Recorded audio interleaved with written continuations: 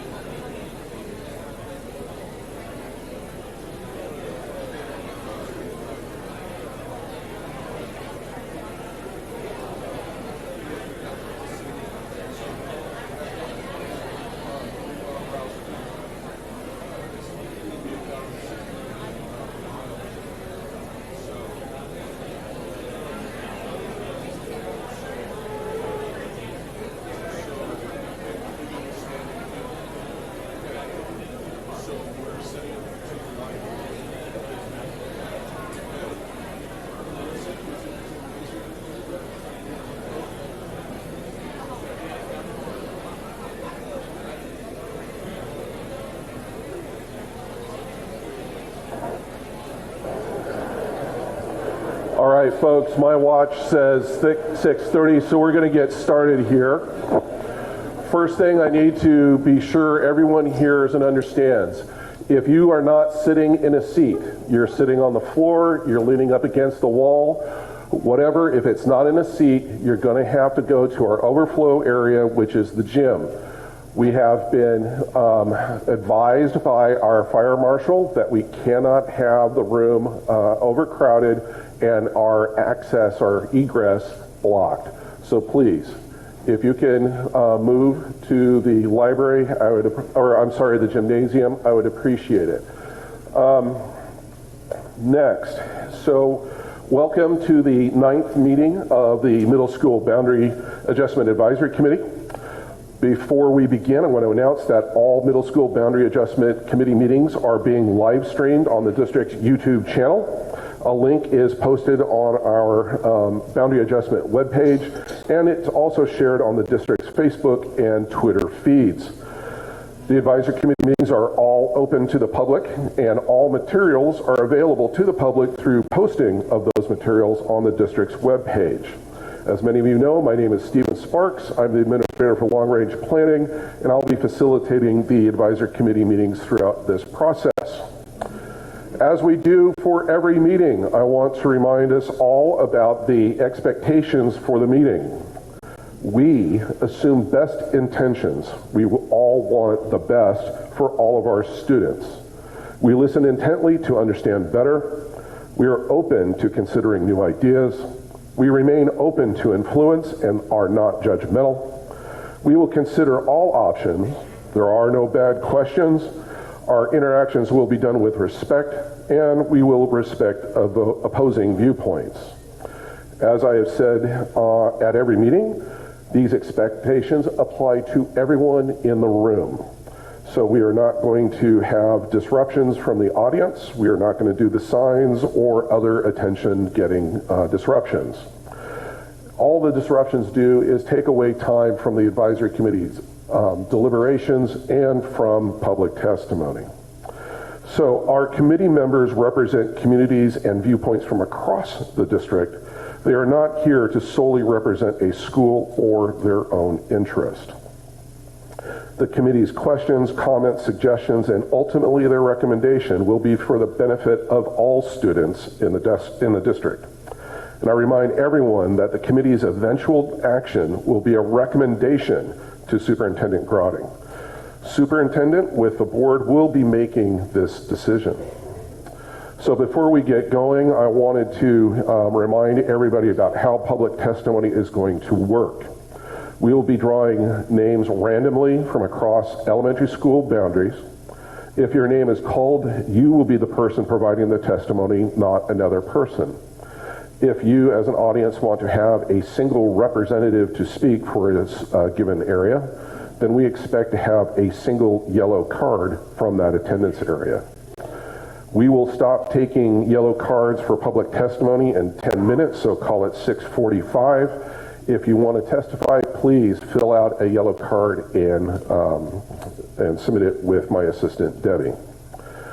So, as reminders, I want to remind us all why we're here for these are the board objectives.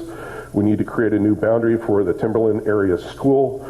We need to reduce the number of students at Stoller to approximately 90% of the permanent capacity. We want to balance enrollments at all the other middle schools, and we are able to consider minor amendments to other attendance boundaries. Going along with our board objectives, we do have these factors from Policy JC, which the committee will be evaluating. These factors are student body composition, current and future availability of space at a school, feeder patterns from elementary, middle to high school, and neighborhood proximity and accessibility. I note that none of these factors have higher priority than another. They all have equal weighting. So tonight we're going to be talking about one map. At the February 13th meeting, the committee directed us to return with revisions to the working map, and we have the one map that we're going to talk about tonight. So that's the map, but I will go into the changes in the map here in just a minute. My recommendation tonight for the committee is to get to a preliminary consensus on all the middle school attendance boundaries. As we proceed here this evening, I will be asking for votes of the committee on ideas. It will be a hand-raised vote. We'll record it. If we have a majority, good, we move on. If we don't have a majority, well, we'll have a negative majority in that case, and we'll be able to move on. If the committee is unable to reach a preliminary consensus on the boundaries this evening, we can return at the end of the meeting and talk about an additional meeting for the committee to have. So we will come back to that if we need to. So talking about map A, or not map A, just the working map here. Since the last meeting, we've made a few changes, and I'll ask Robert to point them out to you with the laser pointer. So we've eliminated the elementary to middle school splits at Greenway, Raleigh Park, and William Walker. We realigned the current Nancy Ryle split to follow Shoals Ferry Road. At Barnes, it follows the high school boundary, the current high school boundary split. And what this means for dual language is teaching and learning is going to have to create a process whereby dual language students will be able to go to Cedar Park and then to Beaverton High School. The dual language numbers,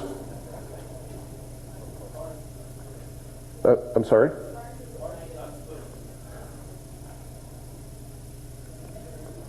Is it not? Oh, crap. we're looking at this map right here.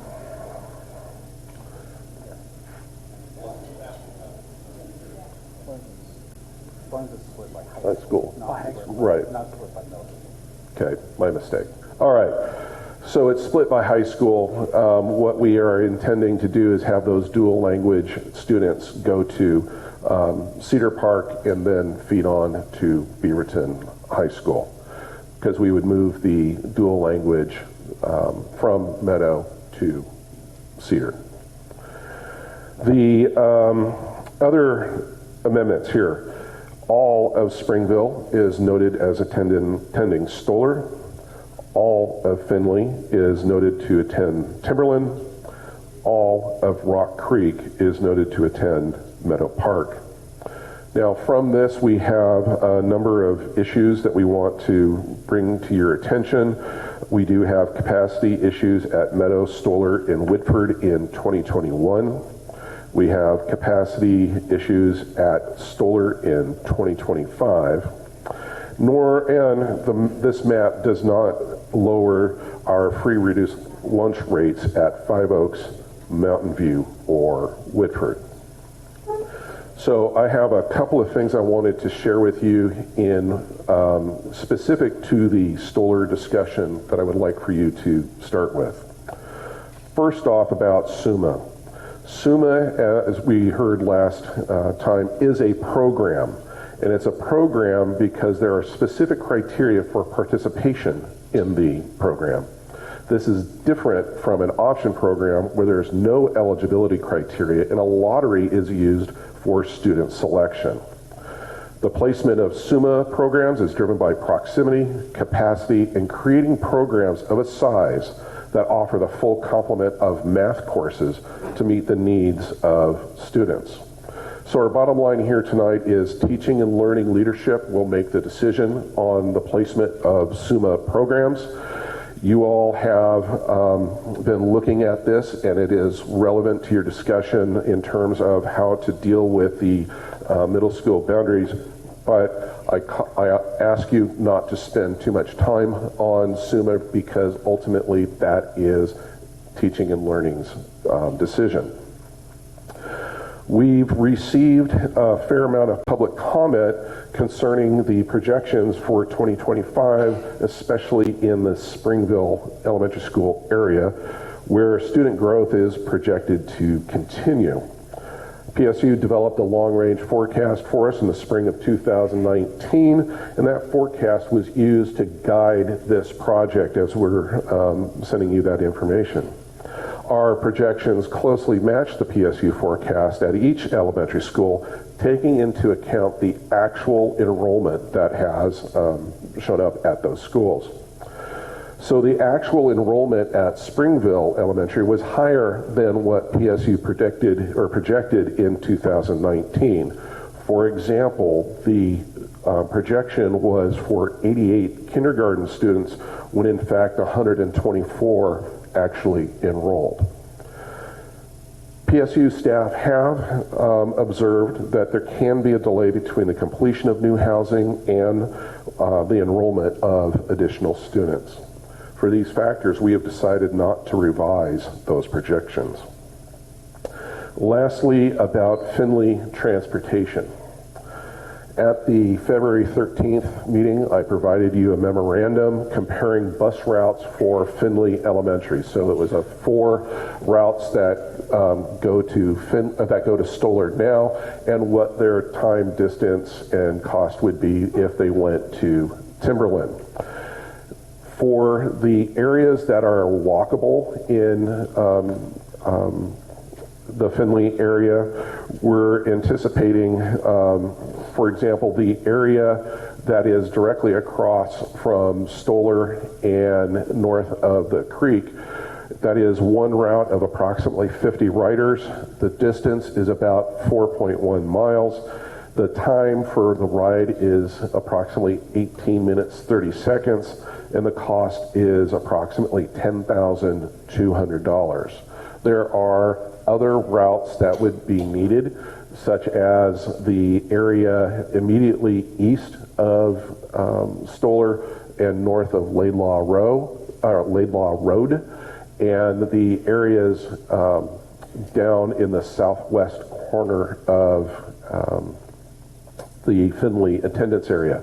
However, we're anticipating that as a guide, that the numbers that I provided to you just now about that one area will be approximately the same. There will be variations, of course, but it will be approximately the same. So I have some other comments as we move forward, but for the Springville question, I'd like to go ahead and open it up for discussion.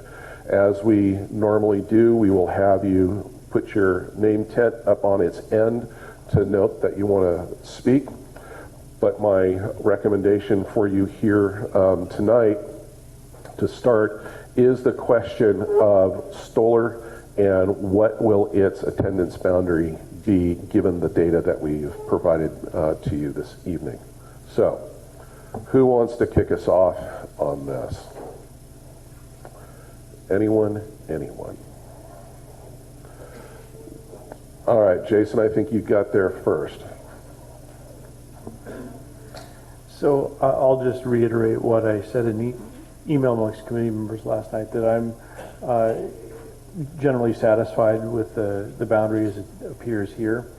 As I mentioned, we've allowed for, and I take it this is our where we stand on this issue. The teaching and learning will have the option to move the SUMO program in its entirety down to Timberland. I think I noted via email, it's not clear to me that it would make a lot of sense to do it at 2021 if that were to happen. To have Stoller at 88% at that point and Timberland at 104. But there's a number of variables going to happen between 21 and 25, and if those fall into place, we've got that option. Of course, that means as we continue to talk about the Timberland boundary, we need to make sure that there's space to potentially receive those students. But yeah, so that's my feeling on that. I think taking into account some of the comments we heard from the Finley area, I would like to potentially revisit the idea I had on possibly doing an elementary school swap to mitigate some of the longest commutes that the Finley population might have. But that should be, again, it's roughly an even swap in terms of numbers. Okay, I'm not seeing any other tents up. Abhijit. A couple of questions. So, are we going to vote on the map or are we going to discuss? That's one. I would like for a discussion on the map, and if you feel that this map isn't right or you have questions to fill out, let's have that discussion. Second one is, in last meeting, I think Monica floated this idea of allowing folks that are right across Stoller, Oak Ridge Estates, instead of doing the making them go in or elementary boundary adjustment and putting them in Jacob, allowing them to go to Stoller. What is the possibility of that? And the reason I say that is because I know the board members and between them and superintendent they have made unilateral decisions in the past. So even though it's not a hardship, I'm pretty sure it's within their, I would like to assume it's within their powers to make that happen. So your comments. So if the committee were to decide that a portion of Finley, or conversely a portion of any other attendance area, should go to Stoller, and I'll just pick on the Finley example right now. If that was the will of the committee, I would suggest to you that a recommendation to also amend the elementary school boundary to add that area to Wismer would be a sensible recommendation to make. We've heard a lot of testimony about Finley not wanting to be split up. If you had that area as feeding, that area remaining in Finley and then feeding to Stoller, we would be creating a split wherein a certain number of students each year would be in a minority at Finley that would not go to Timberland with the rest of the group.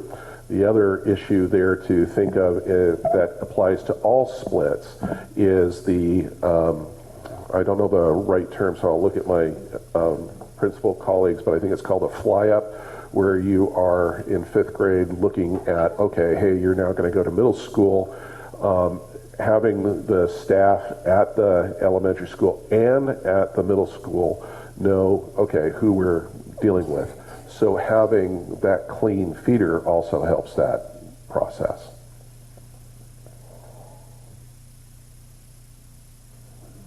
Okay, John? I think I would say that after review, I agree with Jason that I like the map as it's drawn, but I would like us to figure out how we could move, as you recommended that, or as you suggested, that walking area of Finley to Wismer. And I see that there is probably a load balancing issue there, and I'm not quite sure how we'd resolve that. But I do think that is a recommendation that we should consider.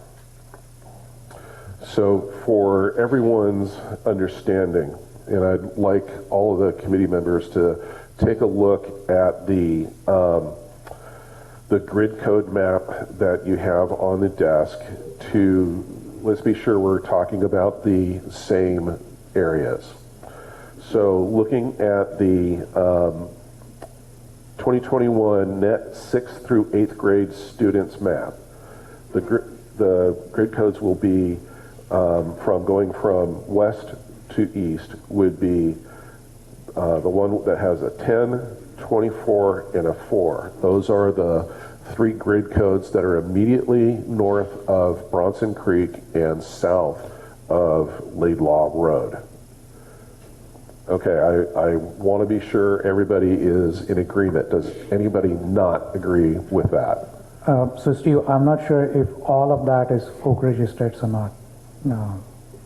You're not sure it's... Some of those area codes go deep. I'm not sure where Oak Ridge Estates ends. Right? So right. I think instead of talking about grid codes, that specific neighborhood is what I would suggest doing. Okay. And we can then work on the grid codes based on that. Right. Yeah. So if the... Okay, so let me modify what I just said. It's those 3 grid codes to the extent that it is the Oak Ridge Estates subdivision. Is that correct? All right. Does everybody agree with that? All right. So moving forward with this discussion, I'm not calling this for a vote, but I want to make sure we all understand what we're saying when it comes to that Finley area. Okay. So I've heard John. I've heard Jason. I see Sharice with her hand up. While I, in theory, like this map, I don't think that we have solved the priorities here. We are looking at Stoller at 130% of capacity in 2025. I think we're fooling ourselves if we think that we're going to be able to automatically move SUMA. I actually think as a committee we may need to look at creating a dual proposition to the board of, hey, this works if you can move SUMA to the schools where it can fill in the gap. But I think we need to do a little bit more of that hard work looking at these grid codes and really getting that attendance down with the net resident students. Outside of that, I also don't think we fixed the Oak Hills issue that I think would be a fairly easy fix. I'd like to see us do that as well. So Sharice, Oak Hills is coming. We will just focus on Stoller at this point. Unless you want Oak Hills to go to Stoller. Okay, just being clear. Christy. I concur with Sharice. I think that the numbers, the objectives from the board were to look at solar and try to get solar to 90% at 2021. And that was to accommodate future growth. I do not believe that we are meeting that objective with this map, and I agree that with Sharice that I'd like to look, we might need to make some really tough decisions to relieve that overcrowding. Okay, so hey, please. All right, Jennifer. I had noticed the same thing with the numbers at Stoller with this particular map, and agree with Sharice and Christy that this map I don't think works 100%. We're not meeting that reduction in students, and we're going to be at the same place in 2025 if we keep it like this. Okay. Monica? I agree and kind of would like to push forward to Oak Hills, because once you do the kind of recommended split that I feel like is coming from the community, then it kind of changes the map a little bit. So I think that if we could move forward to Oak Hills first and then come back to Stoller. So our key issue here are the two objectives about Timberland and Stoller. I'd like for us to stay focused on Stoller, and as we can come back to the Oak Hills question for Timberland, I'm more than happy to do that. And if we need to revisit the Stoller discussion, we can do that as well. This will not be a one and done type of thing. Michelle?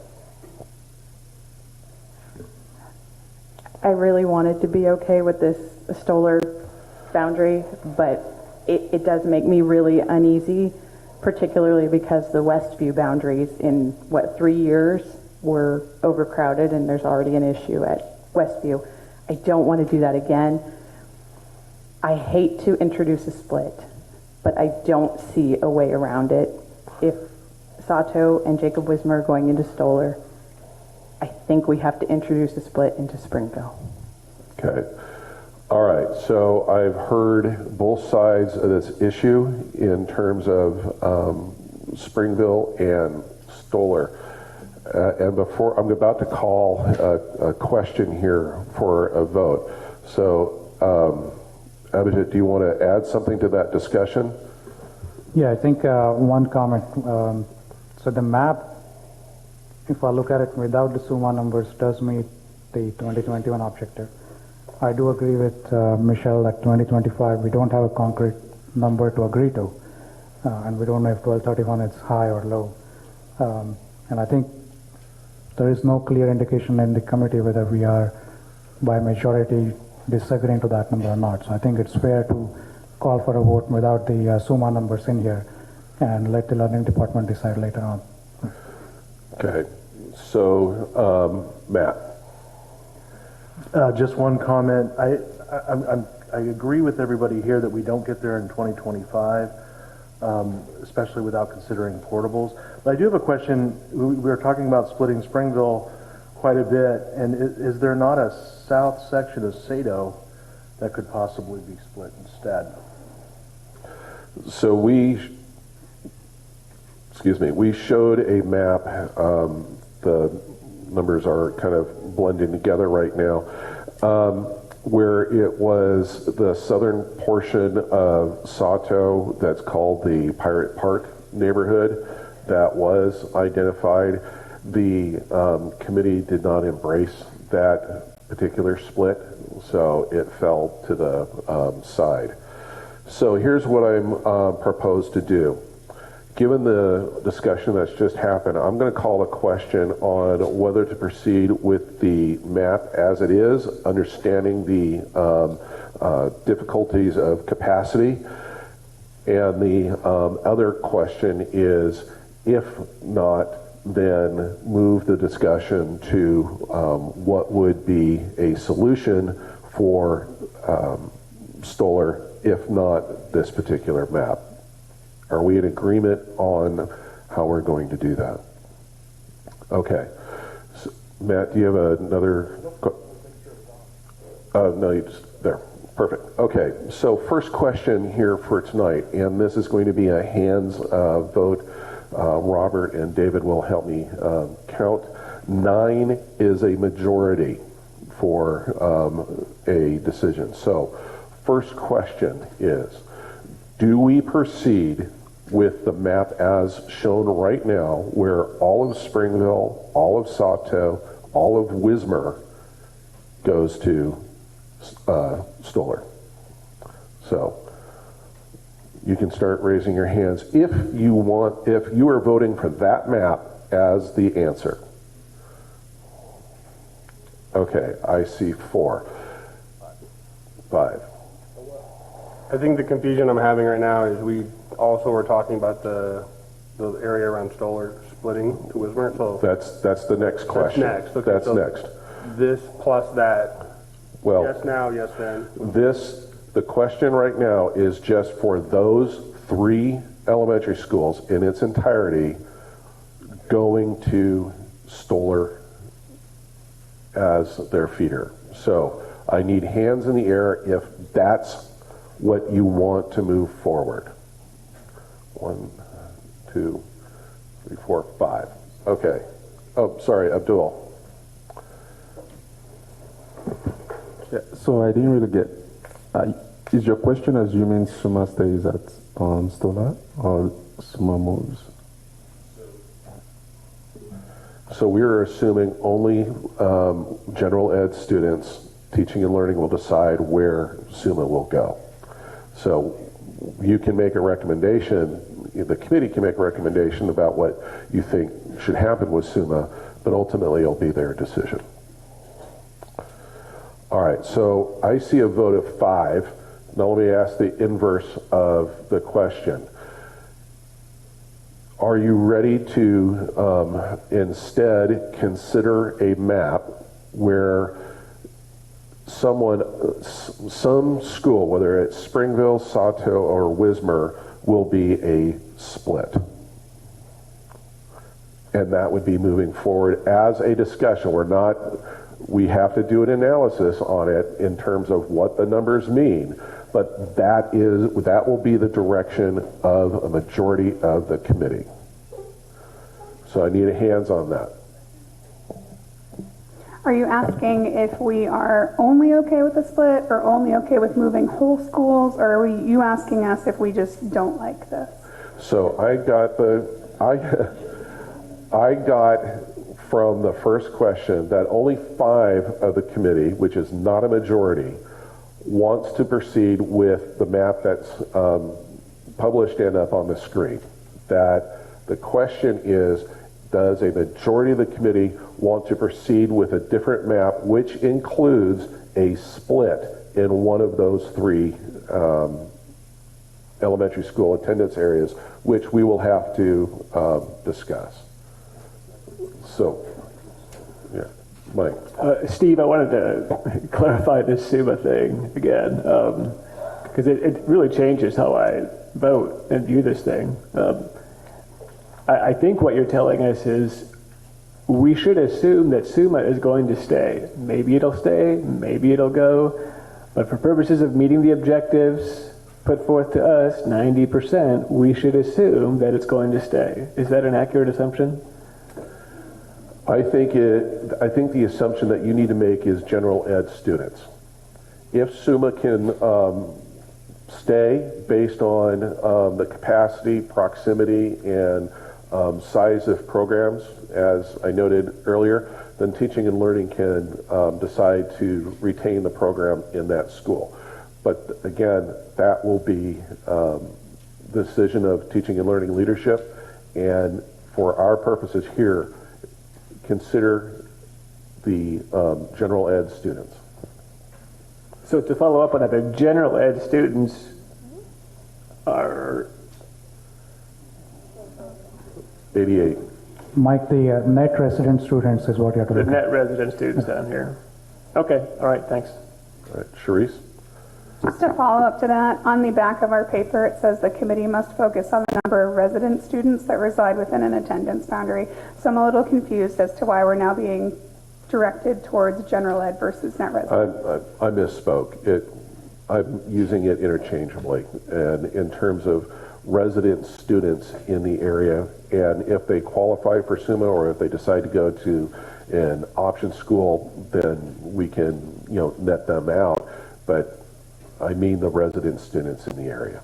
Okay, Divya.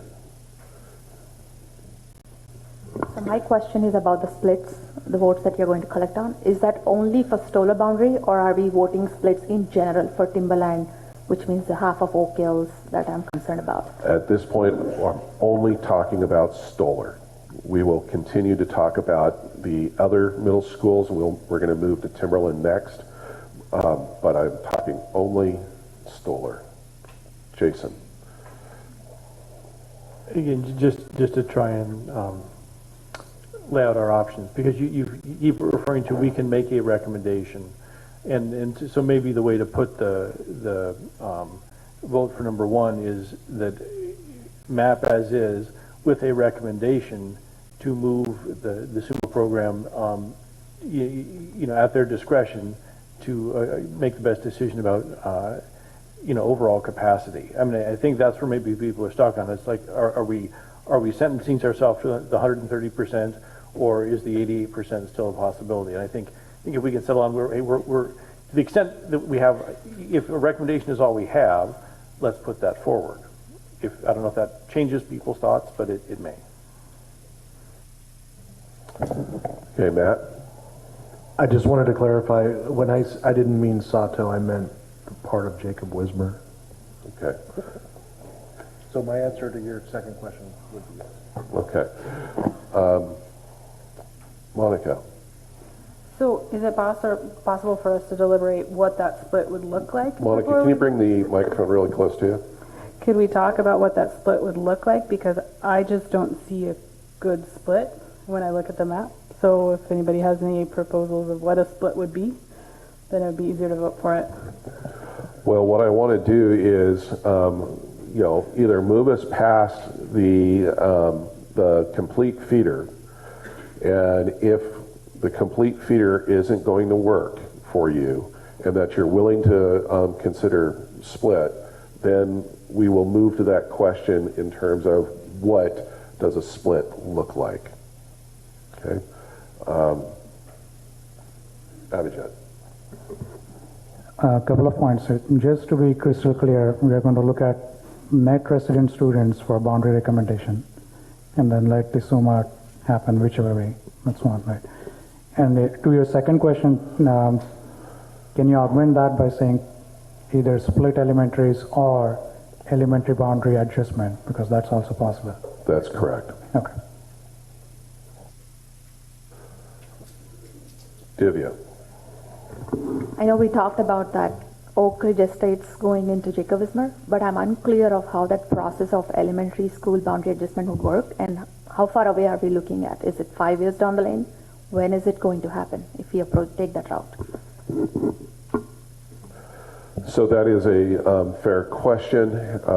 Let's come to that when we address that issue with Finley. I'm happy to answer those questions. Monica, are you asking? Okay, and Matt too. All right.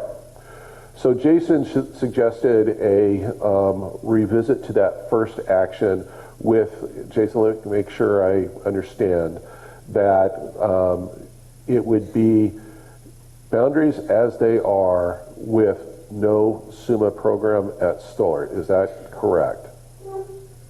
Correct. With our recommendation that they move the SUMA program at the timing of their discretion, okay. Of course.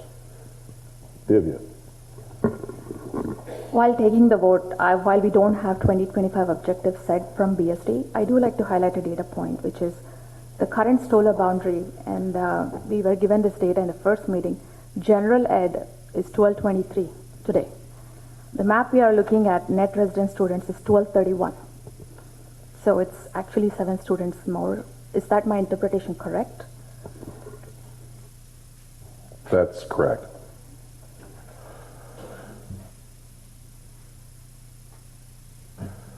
All right, so entertaining Jason's suggestion of revisiting that first vote with the understanding, the question is, proceed with the Stoller boundary as illustrated in this map with the recommendation that SUMA is no longer at Stoller and move someplace else without, and it's again, teaching and learning, deciding where it will go.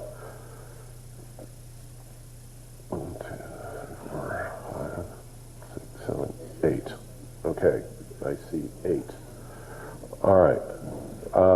Sharice, you had a question. I would be all for that if we could include the Finley Walkers into that boundary. Christy? I have a question about the busing logistics with that recommendation. It was my understanding that SUMA students are bused to their neighborhood school and then they board a SUMA bus to the SUMA school. So in other words, students from Springville, Sato, and Jacob Wismer would travel to Stoller and then board a bus and travel to Timberland. Is that correct? Mr. Beaver, you need to come up here and so they can hear you.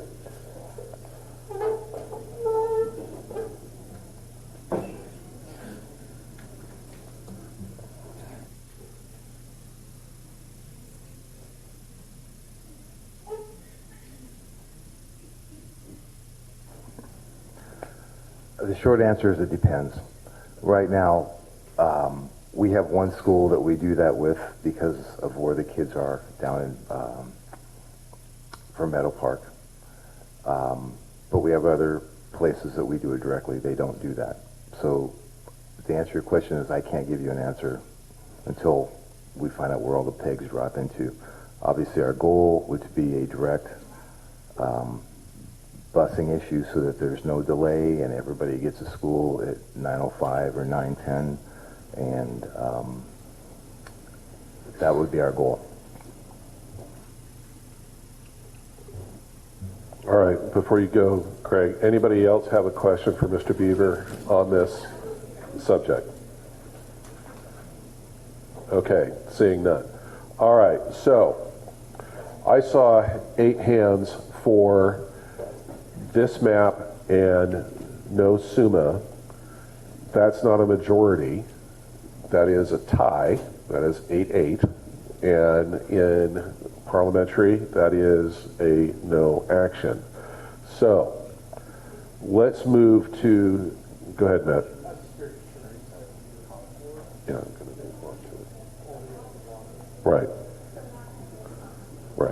But I believe that's the second question, because I have the same, so it's, Go ahead. so if I understand you right, first question is Springville boundary, or I'm sorry, Stoller Boundary. And if we agree to that, then we could talk about moving the walkers in. Correct. That's the second step. Right. So what we're doing right now is we have an 8-8. That is a no. So let's move to the next question, and I'll ask the next question about the Finley walking area. Monica. I just want to be clear, the Finley walkers are all of the grade zones, or those two specific 10 and 24 zones? So as we talked about earlier, when we were talking about the grid code, we were only talking about the Oak Ridge Estate area right here immediately south of the school. And everybody, I'm going to ask again, does everybody agree, moving forward talking about walkable Finley, we're talking about the Oak Ridge Estate neighborhood immediately south of Stoller? Does anybody have a different idea about that? Please raise your hand, the card, something. All right, that's understood. So my next question is, if we have all of Springville, all of Sato, all of Wismer, and then that Oak Ridge Estates area included in the Stoller boundary, I'm going to call for hands. Is that the boundary you would want? Jason. And to clarify, we're talking about elementary reassignment. That would be a part of it. I need to explain how that would work. And there is no, and that also assumes no SUMA at Stoller. Okay. Any other questions before I call the vote? Michelle.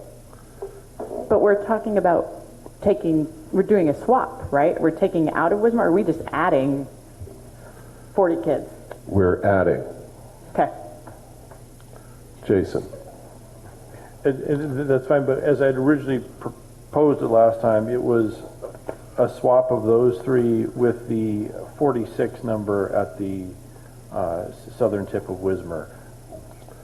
I understand. There's no swap. This is only adding the Oak Ridge Estates in those three grid codes that we talked about earlier. All right, does anybody, Sharice? Just a question about the specific numbers of kids. So if we're looking 2021, we have 47 under on permanent. That would be 87-ish if we add in those walkers, right? SUMA is 172, so we end up with a positive of 80. Accurate? 2025, still a mess, yes? We're still over. Okay. And this recognizes that based on our projections in 2025, Stoller is still over enrolled, and that means either portable use, it means more students in the classroom, or the projection is low and our projection is wrong, we come in low or lower. Monica. And going back to what we kind of discussed at the very beginning, the actual enrollment is higher. Is that correct? From Springville? On the Springville. We talked about Springville. What we have been experiencing is higher than what we projected at Springville, largely due to kindergarten enrollments, at least this last year, this current school year. All right, Monica, do you still have another question? Okay. Abhijit. Can we just clarify for the committee that when we talk about Oak Ridge Estate, the number is going to be smaller than that first grade? I think that's what is throwing people off. Right. That's one. And I think, is your third question going to be about elementary boundary adjustments and or split? Right. So my intention here is to make sure everyone is solid on whether we do or we do not include those students from the Oak Ridge. And then the next question will be, do we recommend amending the elementary school boundary as well, or do we leave it as a Finley split?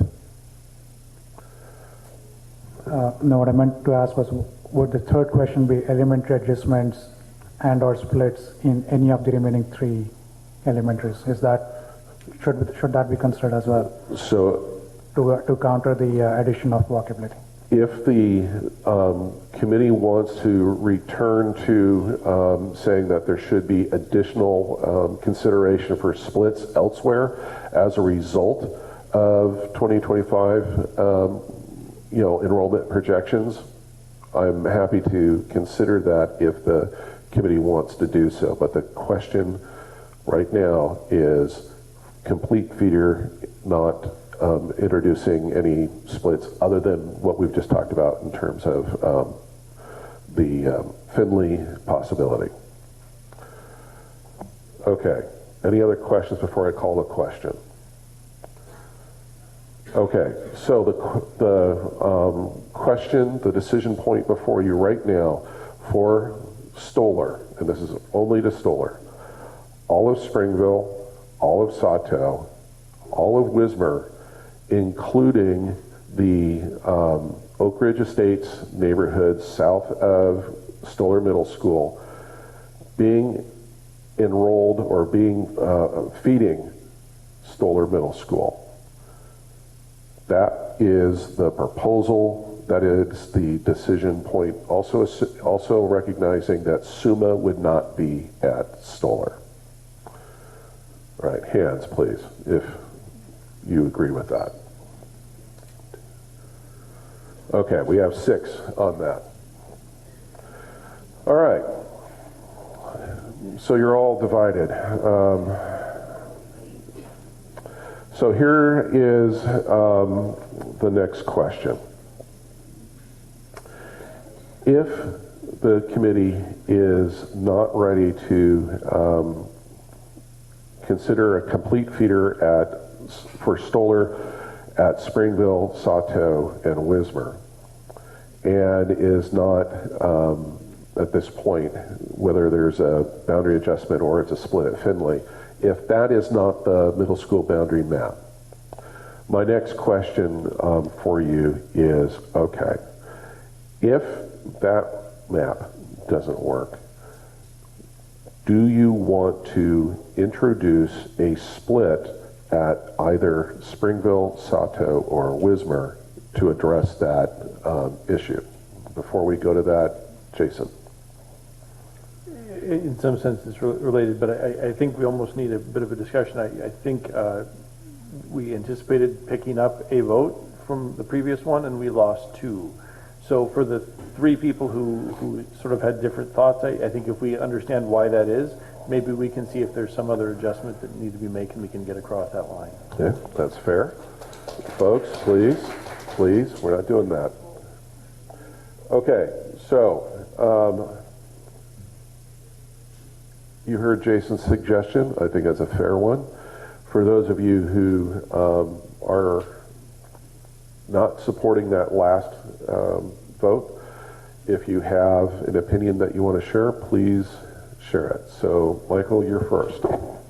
Thank you, Steve. I, generally speaking, come from the proposition that Map A, or whatever it is tonight, as presented, I was in support of.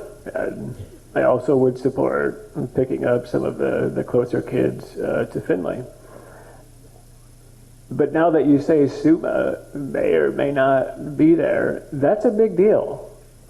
And that is the genesis of my consternation as to how best to proceed.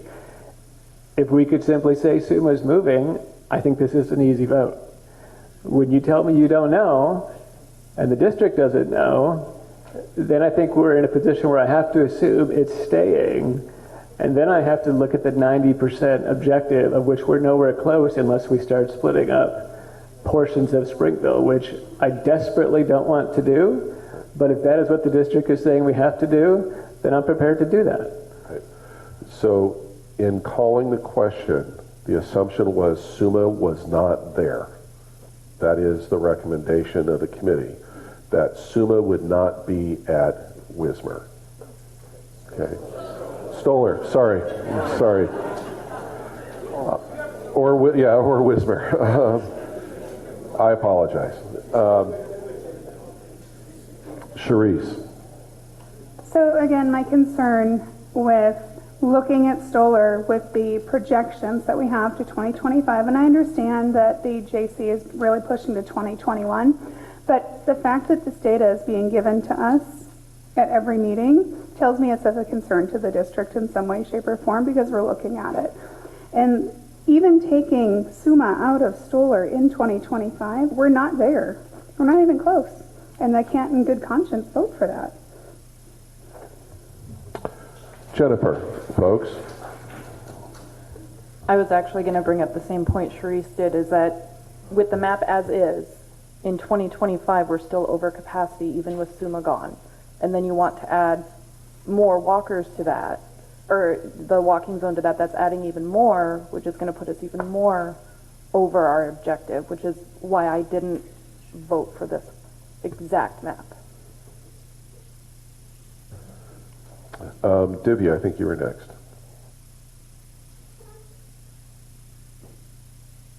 I share the concern with Jennifer and Charisse.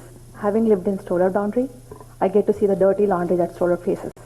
So here is a recent email a teacher sent to a parent, and I'll read only one line. Unfortunately, the conference this year is by invite only due to the large number of students and inability to meet all of you. And this is stemming from the general education sitting at 1,225 as of today. But in 2025, in the map that we are looking at, it's 1231. So I'm not sure how the teacher's situation is going to change in Stoller given this in 25-1. So whichever school ends up in Stoller, I think it is a question of academic excellence for the children, and I'm concerned about that. Okay. Christy, I think you were next. I share a lot of the similar concerns from Jennifer and Charisse. My other concern is if we go move SUMA out of Stoller, thinking that we're going to solve these enrollment problems, what will prevent children who are eligible for SUMA saying, I want to stay at Stoller, I would rather give up SUMA. Then we're right back to where we were at the beginning. So, folks, please. Beth.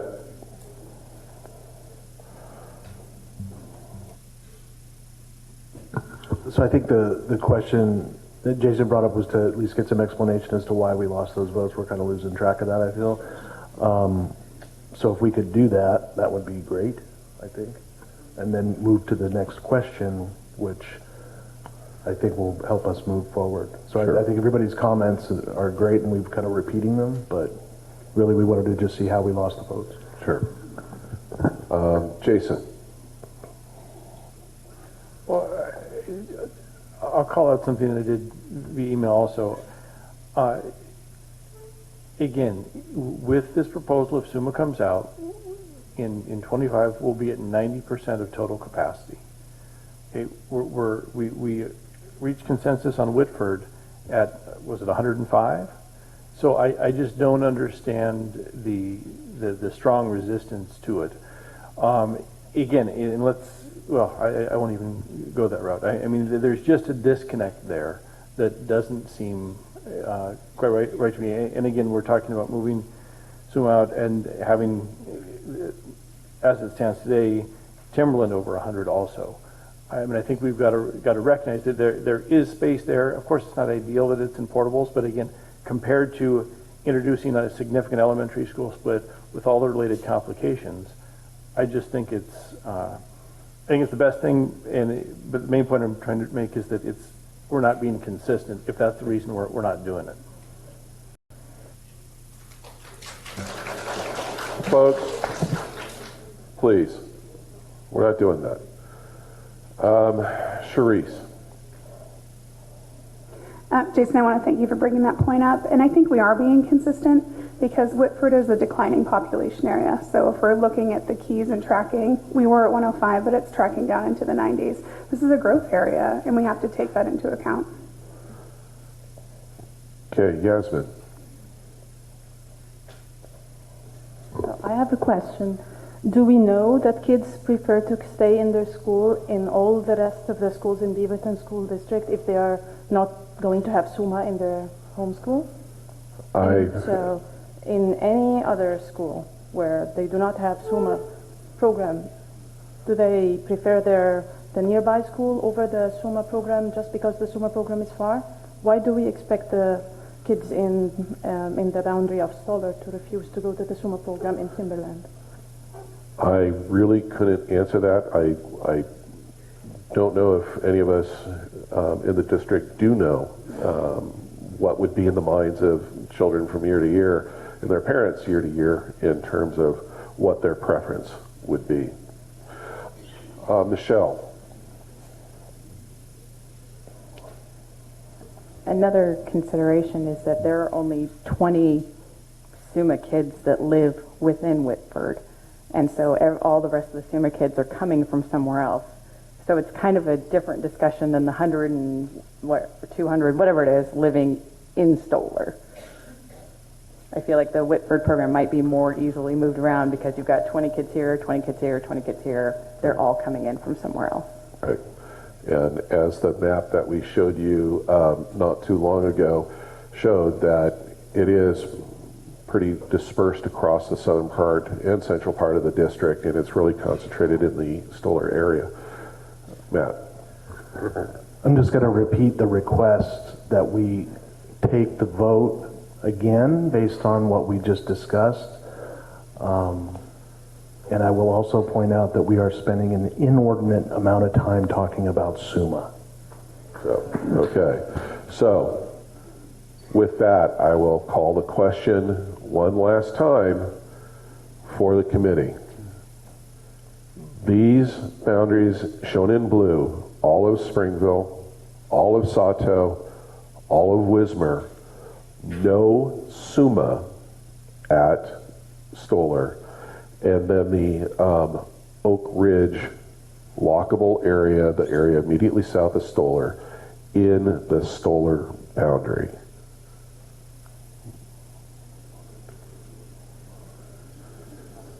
7. Okay. So let me rephrase the question. It is all of Springville, all of Sato, all of Wismer, no SUMA, and that's it. I'm asking the question. Sorry. That was question number 1. And we modified, we've asked question number 2 probably about 4 or 5 times now. But I want to be clear. You do or you do not want all of Springville, all of Sato, all of Wismer, and no SUMA. That would be yes. A hand raise is a yes for that map. Okay, so we're at a point where the map as shown is not acceptable to a majority of the committee. We are also at a point where the map as shown plus the walkable part of Finley, that small neighborhood, is also not acceptable. Those two maps, also with no SUMA, are not getting a majority. So next question, I'm going back to, if not those maps, then are you as a committee wanting to either A, start talking about splits, or B, you have a different solution you want to propose? So using that question as a talking or a starting point. Jason. Okay, well, in hopes this may help those concerned with the total numbers at Stoller, I might suggest to amend the bit about the Finley reassignment to include, as we move kids from Finley to Wismer, we counterbalance that with that grid code of 46 at the southern end of Wismer into Finley. So we're talking about essentially a swap of elementary population that looks like it would slightly, we would have a few more kids going to Finley than to Wismer, which would serve to slightly reduce the numbers at Stoller. All right, Michael. Well, the question was whether we were prepared to talk about splits, but I kind of want to go back to what Jason was suggesting and dive deeper into that, so I'll reserve my question. John. Thanks, Stephen. If I understood the commentary from last week, you said that is the area that gives Stoller some like free and reduced lunch in diversity numbers, if that's correct? That area is that does provide some of those numbers for Jacob Wismer. So just to the committee's point and why I'm strongly voting each time for the vote that we've had is that there's only 2 other options, and that's to do some tough splits in areas that we don't hear a lot of voices from that I believe strongly should stay at Stoller, and or move Springville to 5 Oaks, which I'm not in support of. So I think we have to either do one or the other or do what we've already voted on. Yeah. To answer your question, yes. Let's talk about splits. Okay. Abhijit. The map with the grid codes, can you put it on the screen so I can point to it? I'm sorry, the what? Which map? The grid code map with numbers that has a little bit more granularity. It's okay. If you don't have that, can I get the pointer? It's going to be interesting how I'm going to turn around and do that, but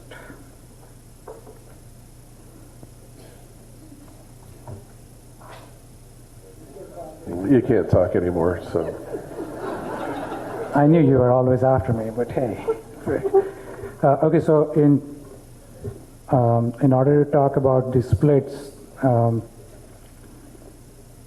in the three elementary boundaries, what I would like to propose is the following. So, like what John said, if I'm going to look at the splits in a different way, I'm going to look at it in a way that we can do elementary boundary adjustment. The part of Springville that is south of Springville Road, that's actually poverty area. And like John said, that will be the voice never heard. So doing the split there might be a difficult one. The south part of Sato is also in poverty area. Doing a split there will also be a difficult one, difficult decision to take. The south part of Jacob Wismer, like Steve, you just said, is ACCS diversity. That will be difficult too. So what I would like to point to is we have heard from Friendly Walking parents, I want to say Erica Frankel and Vicky Brock from the Bronson Creek neighborhood. So let me do my, I can only get one or the other. But so this is the Finley Walking neighborhood that we got feedback from that struggles walking. So for a moment, if you think there is no boundary, if this part has trouble walking, the part next to it is going to see the same terrain and will have the same problem. So there is also this niche here, which is actually the part of Laidlaw that does not have a sidewalk. So given a choice of making splits on poverty area here, here, or here, what I would recommend is the part of Jacob, which is this one, that feeds to Finley and goes to Timberland. That will give ease of numbers in 2025, will potentially bring us down to below 1,200. And because there is actually no 2025 target, I think one classroom below what we have today might be a good offset.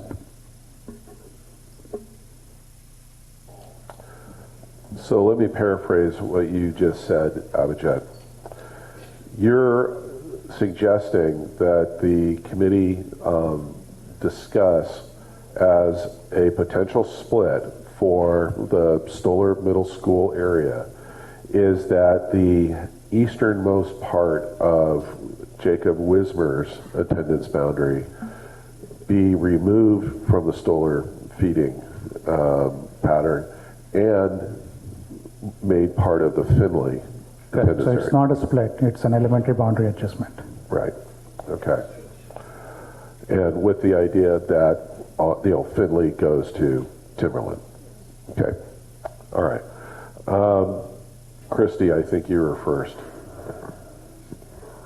The only issue I have with that proposal is that those neighborhoods that you're planning to swap show a declining enrollment from 2021 to 2025. So if many of us are having issues with the 2025 growth, I don't know that that's really going to get us there because those areas actually help Stoller in the sense of the declining growth. Okay, thank you. Divya.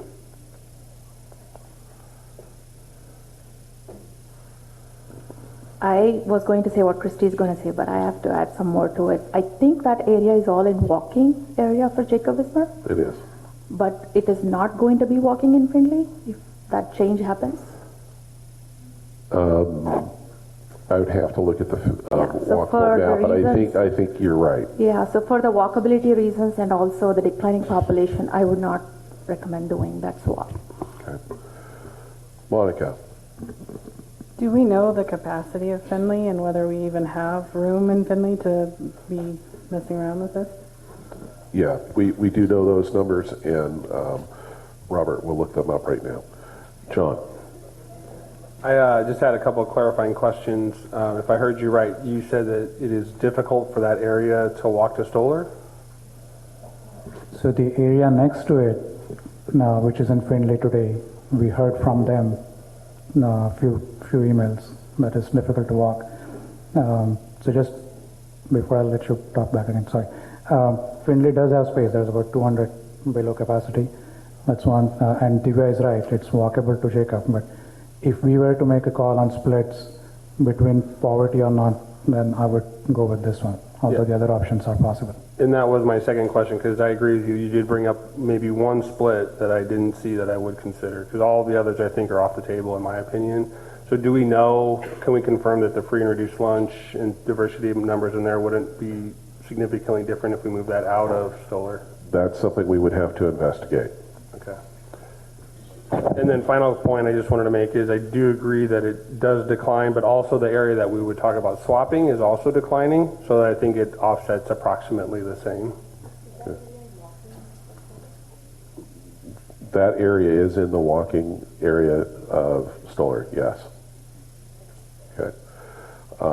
And I think your earlier question was it walkable for Finley, and I believe it is not. The transportation director is shaking his head, so it is not. Okay. Yeah, so Robert has capacity numbers, and I'll let him. So Finley's permanent capacity is 703, call it 700. This year's enrollment is 636. That is a decline from last year of 685, and Finley is projected to decline gradually over the next few years. So based on that, Finley could receive additional students from Jacob Wismer without sending students to Jacob Wismer. Jacob Wismer is above its permanent capacity as of this year, so anything added to Jacob Wismer needs to be offset. Okay. Divya.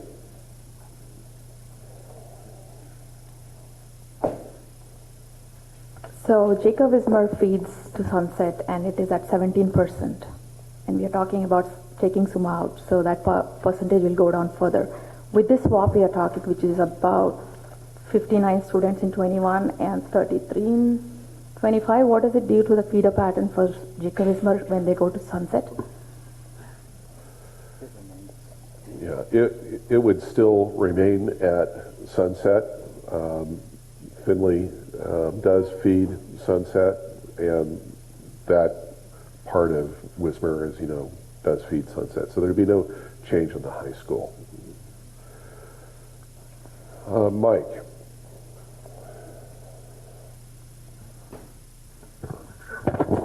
It'd be my recommendation that we call the question a vote here based upon Abhijat's proposed split there.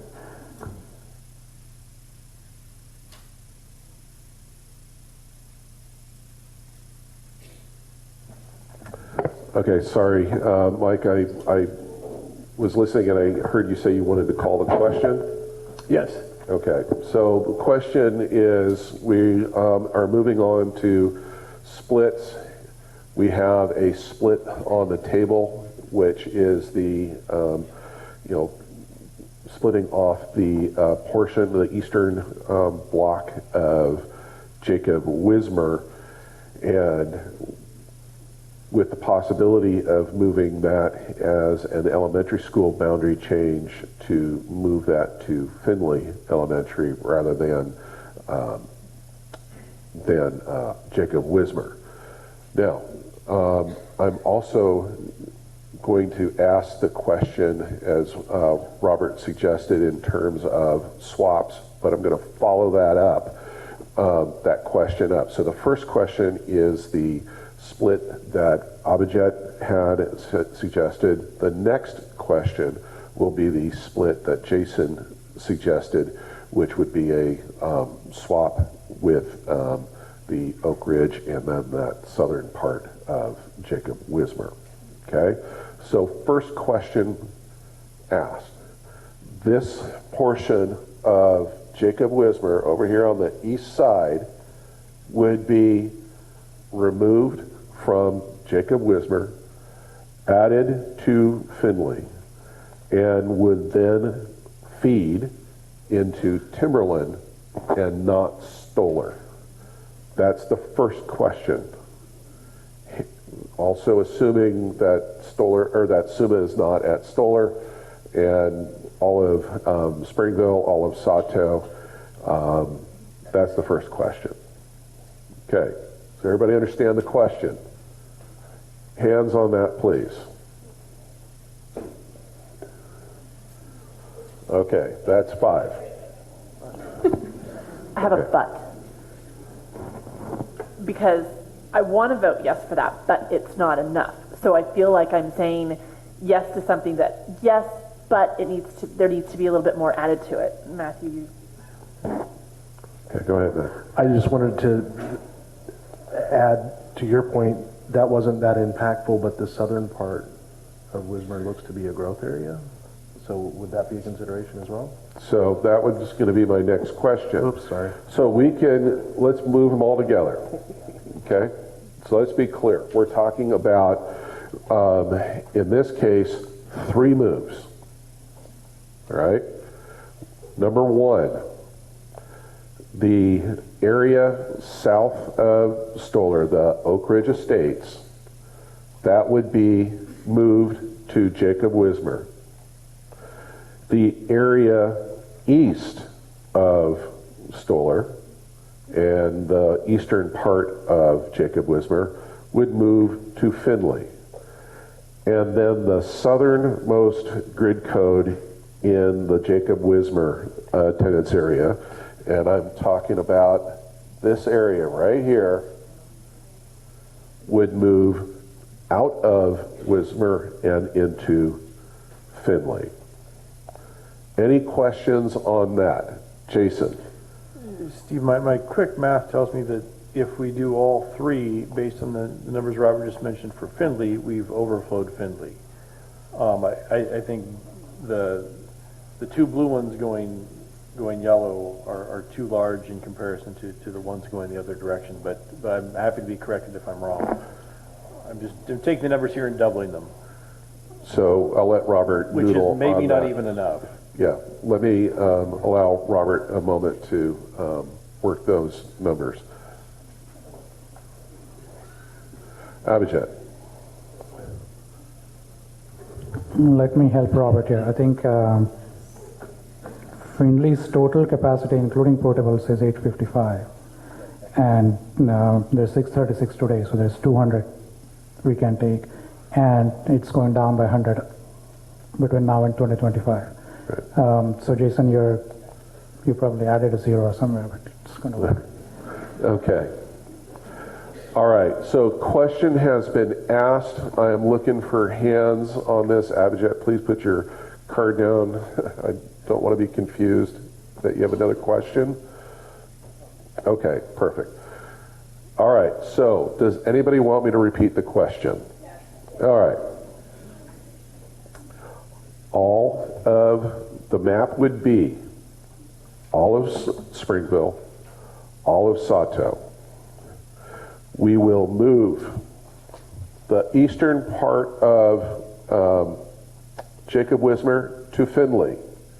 We would move the southern part of Wismer to Finley, and we would do the Oak Ridge Estates area moved out of Finley to Wismer, and that would be your feeder pattern for Stoller. Any questions before we do the vote? Going once, twice. John? Can we vote on them one at a time first? I'd like to just not vote on the 46 first. Okay, so the question was to move the votes one at a time for each of the areas. Marty? The Oak Hills Estates, what do we have a number on that? Because you were saying that this number in here doesn't represent that. So how, I mean... Robert. Oak Ridge, sorry.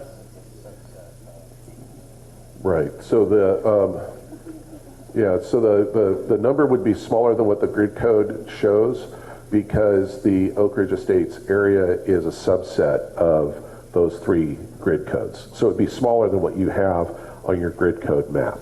Okay. We'd have to refine that. Okay. All right. So, taking John's suggestion, moving at these splits one at a time. All right.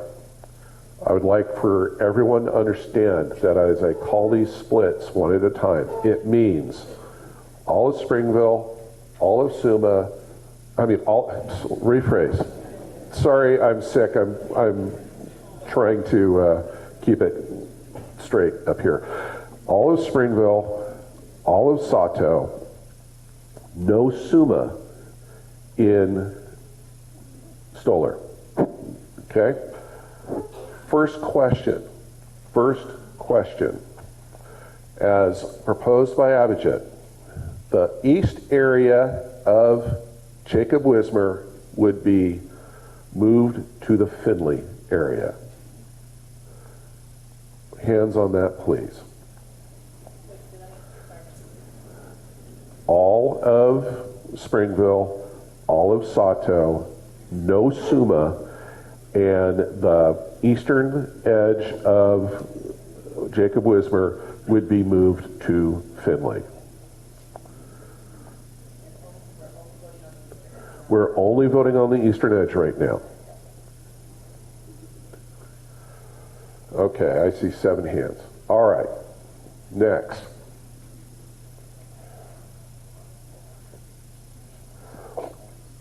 It is still the same. All of Springville, all of Sato, no Suma, and then we would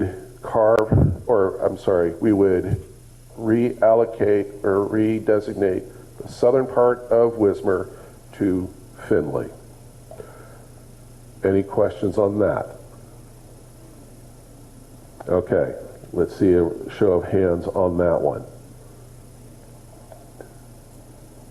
All right, 4.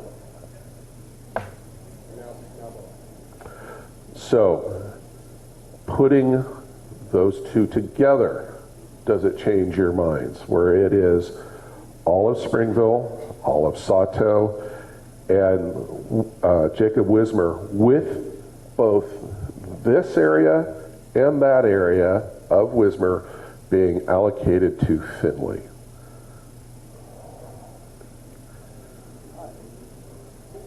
I'm sorry, Abdul? Okay, Abdul's asked for a repeat of the question. All of Springville, all of Sato, no Suma, this part of Wismer going to Finley, that part of Wismer going to Finley. And when I say that, I'm talking about the east side of Wismer and the south side of Wismer. Recall on the hands on the vote on that. Okay, I see 5 on that. Steve, one comment. I think instead of just stating the option and approximate number of reduction in 2025, probably we can just add those. I think that's where the confusion might be coming from. That we are doing the swaps, but what's the impact to 2025 is not clear. And I mean, if you remove the south part, that's going to get it down to close to 100 kids.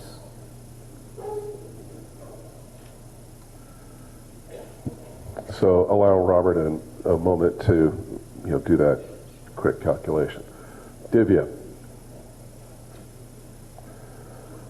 We've heard feedback online from the Jacob Wismer parents. I think it was in today's comments about the feeder pattern when they go to Stoller and then move on to the high school sunset. So with the splits that is being suggested, I feel like that percentage will go down further when they go, they're all together in Stoller and then they move on to the high school. It is the same problem we are having with Oak Hills. It just feels to me like we are transferring or enlarging the problem area. That is my major concern. But also the 59, the east side of Jacob Wismer are in walking distance to Stoller as well as Jacob Wismer. So I'm not sure why the committee is looking at that option. And, again, numbers wise, we are picking on peanuts. There's a larger problem. Okay. So I'm not seeing clearly not a consensus here on splits as suggested by Jason and Abijit. I've also heard Matt and John talk about split at Springville as unacceptable. So let me try and rephrase this without creating a boundary, but talking about, is the committee willing to look at splits at the following schools? I'm not saying we're going to do it. I'm not saying we are. We have a map for you to consider.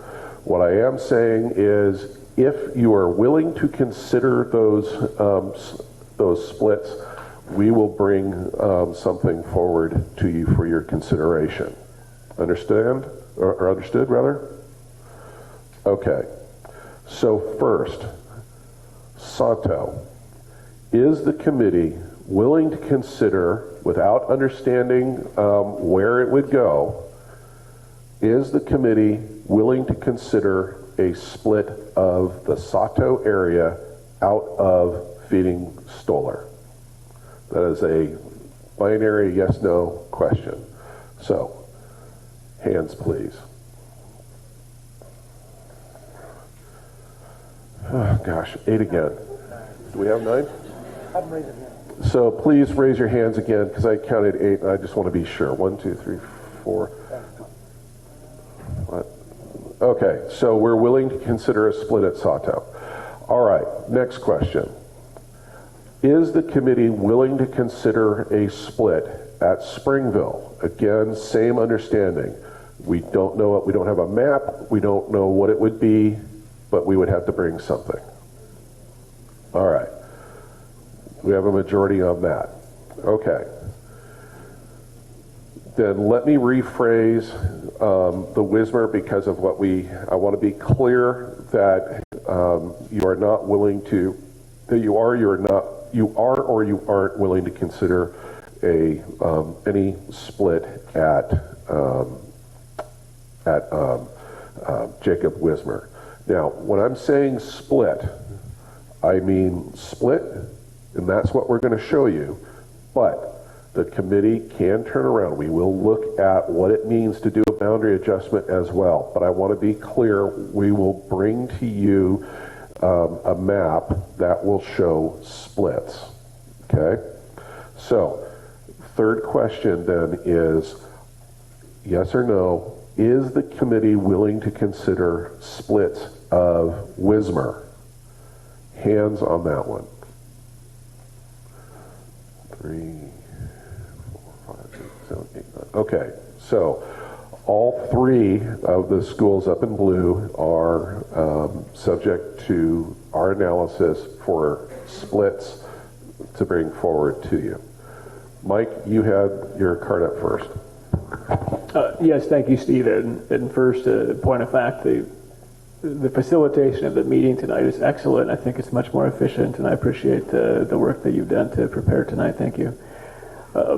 Secondly, I guess I think it makes some sense we're going to have to come up with some other ideas here, but I'm curious from the committee themselves, for those that are not in favor of some of the suggestions we've made, what is it that is the hang-up? Is it the 25 number? I think that's helpful for the district to know as it comes back to us. Or is it something else that we're not thinking of? All right, Charisse? This may be very unpopular. I'm not sure I even like it. However, in looking at the high school feeder pattern specific to Jacob Wismer, right, that means that Jacob Wismer goes to Stoller and then goes to Sunset, correct?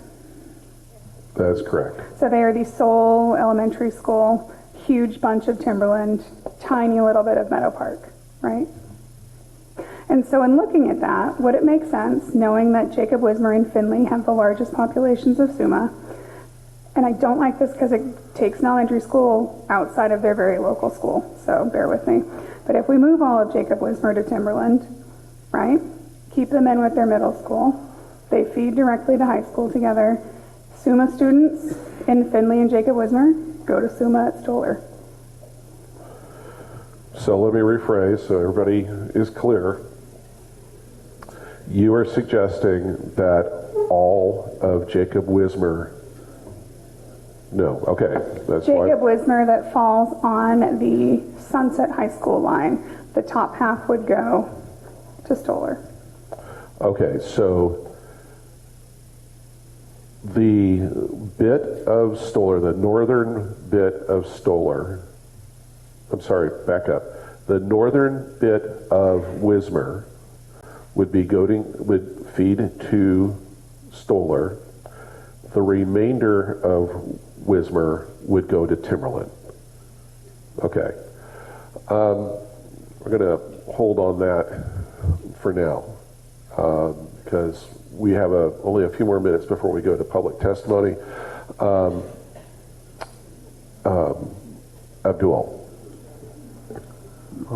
I think I'm going to suggest something equally drastic. I think looking at the 2021 numbers by grid code and also the 2025, you can see that the areas we are considering thus far seem to be areas that are going to reduce in population. So to me, it seems like we're backing up the wrong tree. I think the hard decision we have to make, and I think we've seen the indecision of the committee moving forward with these splits and trying to reconcile Stoller at 90%. I think the thing we've left out of the discussion today is actually moving Springville out of Stoller. So I think that's what we're supposed to be doing. Okay. Jason, I think you were next. Just piggybacking on what Michael said, I would love to hear from the folks who have not voted for the solutions before. It's essentially a hard and fast, well, what is it you want to see? Because if they're going to go and create maps, I'd like it to at least scope it to a number. I mean, how much more do you want to see dropped out? Because I'd rather have those maps be targeted to that solution than not. Okay. Christy. I'm one of those people that have not voted for the map as has been presented, because one of the things that I feel strongly about is that there are existing families in the Stoller Middle School attendance area who feel connected to that community, and we're proposing, whether it's Springville or Sato or Jacob Wismer or Finley, we're proposing to move them out so that future growth can be accommodated in Stoller. So I was wondering if there might be a possibility to move one or two of the higher growth grid codes to another school, whether that's Timberland or Meadow Park or Five Oaks. That I just don't, and I just don't think that we can have all three schools at Stoller. Let's see. I think Monica. To answer the question, as one of the folks, I haven't voted yes quite often tonight, but it is that Springville and Sato both have the highest projection for increasing their numbers. So having them, what number do I want to see? I want to see either some of that go to another school and not both of those schools into Stoller. Okay. What do you want to see? I don't understand the question. You're saying, they're going to devise a map, and I think what people are reacting to is the percentage that's attached to the 2025 number. I ask you, what's the number that's going to get a yes vote? And Steve, I'm going to just add one thing, and I'll put my tent back down. I think this may be an opportunity for you to chat with the rest of the district staff, potentially the board. What we're running into is the interpretation you gave us of the board's objective. We've clearly, the solution that is not quite passed clearly meets that. There was some, I'll call qualitative guidance about looking beyond it that is currently tripping us up. It may facilitate this process quite a bit if we came back with some firmer guidance from the district. Ratika. I haven't been voting yes a lot tonight, and I think, I know why I've been, sorry, okay, I do know why I've not been voting yes, but okay. But a lot of this, when you've been asking us the questions, the stipulation has been that all the schools are not split, and I definitely do not think that, even with the whole grid code switch up that we see here, I definitely agree with that, but I don't think that we can, like, we are here today because we're trying to hit that, for numbers sake, we want that 90% at Stoller, and I don't see that happening without a split.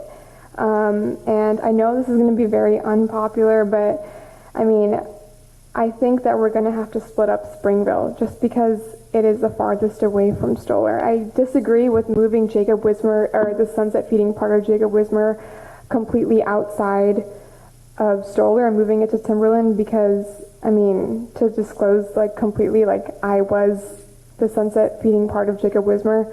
I don't think that having Stoller just be a Westview feeding school is good for our whole diversity that we're trying to approach. So, again, I'm not exactly sure where I'd want to see that split in Springville, but I definitely think that that's something that we need to do if we're actually going to be able to get 90% at Stoller. All right. Okay, we'll finish on this side of the table, Abdul, then we'll come back over here. All right, so I just want to echo some of the things that Retika, okay. Yeah, I wanted to echo some of the things she said. I think best case scenario, we have to split Springville, and worst case scenario, we have to move Springville out. I think we saw a map like that before we consolidated to this. And in that map, I've forgotten what it was called, whether it was C2 or C21 or something. In one of those variations, we did see that we could achieve 90% at Stoller in 2021 with Springville being out. So I do believe we can't have Springville, Sato, and Jacob Wismer all in Stoller at the same time. Okay. All right. Yasmin. So I have a suggestion to make. It's another elementary school swap between Rock Creek and Springville. So the area that I am considering here is on the east side. It's the farthest from Stoller, where we see the numbers 28 and 38.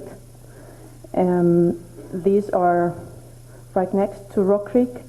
These can improve the poverty numbers at Stoller, I think, and please correct me if I'm wrong.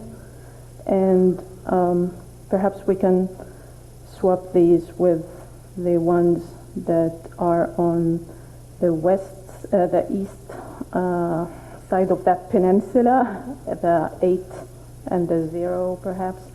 And if we look at the numbers in 2025, you will see that the ones from Springville are increasing, while the ones from Rock Creek are decreasing.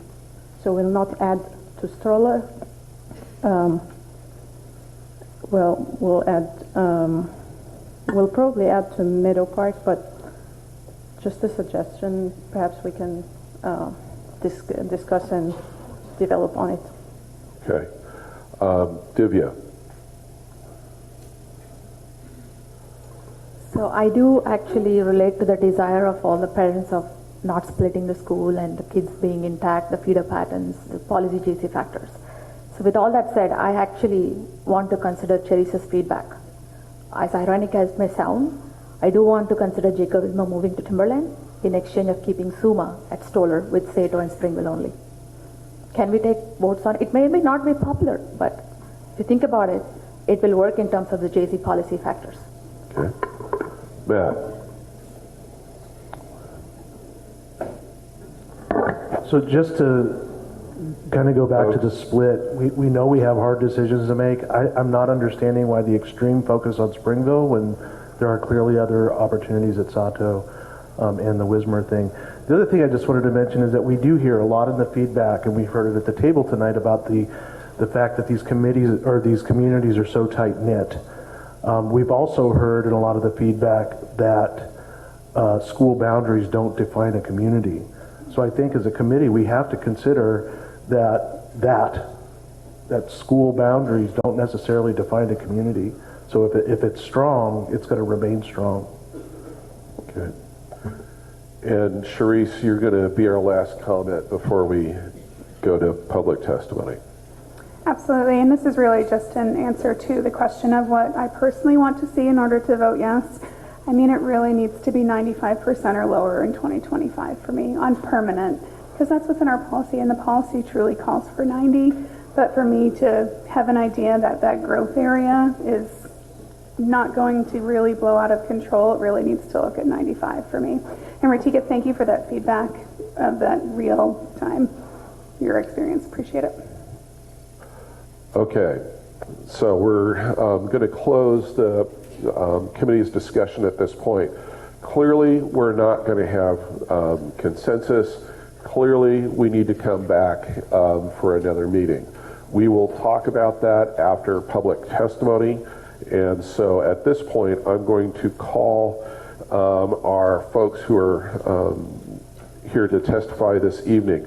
We have a number of cards. We have 13 schools represented this evening, so those schools will be invited to come up and speak. We have 10 seats up here, so please, if you are called, come on up, and if there isn't a seat, we'll have you stand to the side or something so we can get you up here. So, moving along here, we have Piper Wood representing Aloha Huber Park, Chris Lindsay of the Barnes area, Dawn Dornblaser of the Bonnie Slope area, Amy Stevens of the Cooper Mountain area, Lunya Ma of the Finley area, Ryan Lee of the Jacob Wismer area, Kevin Lyons of the McKay area, Katie Rupp of the Oak Hills area, Eric Johnson of the Ridgewood area, Bart Lemon of the Rock Creek area. I'm only going to, let's see here, Vikas Bargarva of the Sato area, Mahesh of the Springville area, and Curry Reese of the Terralinda area. Okay, so first we'll have, let me get out of this.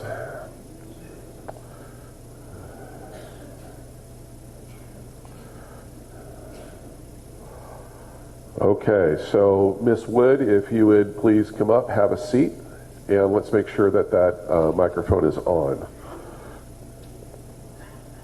You want that green light to be on, and you're going to want to bring that microphone real close to you. Hello? Yep, that works. Okay. Can I begin? Hello, committee members. My name is Piper Wood, and I have a 6th grader in SUMA and dual language at Meadow Park, and a 2nd grader at Aloha Huber in two-way immersion. I'm concerned that the Aloha Huber community has not been adequately considered during the boundary adjustment process so far. Here are some of the issues that concern me most. Around 1/3 of Aloha Huber students are in the two-way immersion program. I do not know if you're aware of this, but currently Aloha Huber's middle school does not offer a Spanish dual language program for the middle school TWE students. Unless this changes, the TWE students at Aloha Huber will need to attend another school in order to continue in dual language. If the dual language pathways in the district are meant to be K-12, how will the Aloha Huber students be accommodated if they are slated to go to Five Oaks where there's no dual language program? Will these students be allowed to attend Meadow Park's dual language program? Second, Aloha Huber has 925 students, and 79% of them qualify for free and reduced lunch, second only to William Walker at 95%. Many Aloha Huber families are experiencing poverty and food and housing insecurity, so why aren't more Aloha Huber parents here tonight to voice their concerns? because they work more than one job, lack adequate childcare, or have insufficient transportation to be able to attend these meetings. Who will be more impacted by changes in transportation, walkability, or school poverty levels and demographics? The poor students whose parents don't even have a car, or affluent families who can drive their kids to school or even move to a different neighborhood if they're really set on having their kids at a certain school. This may be too little too late, but I implore you to prioritize the impact of these boundary decisions on the low-income families in the district, like those at Aloha Huber, as these children will be disproportionately impacted and are at greatest risk of not graduating if the boundary adjustments are not equitable. Thank you for your time. Thank you. Okay, so next we have Chris Lindsay.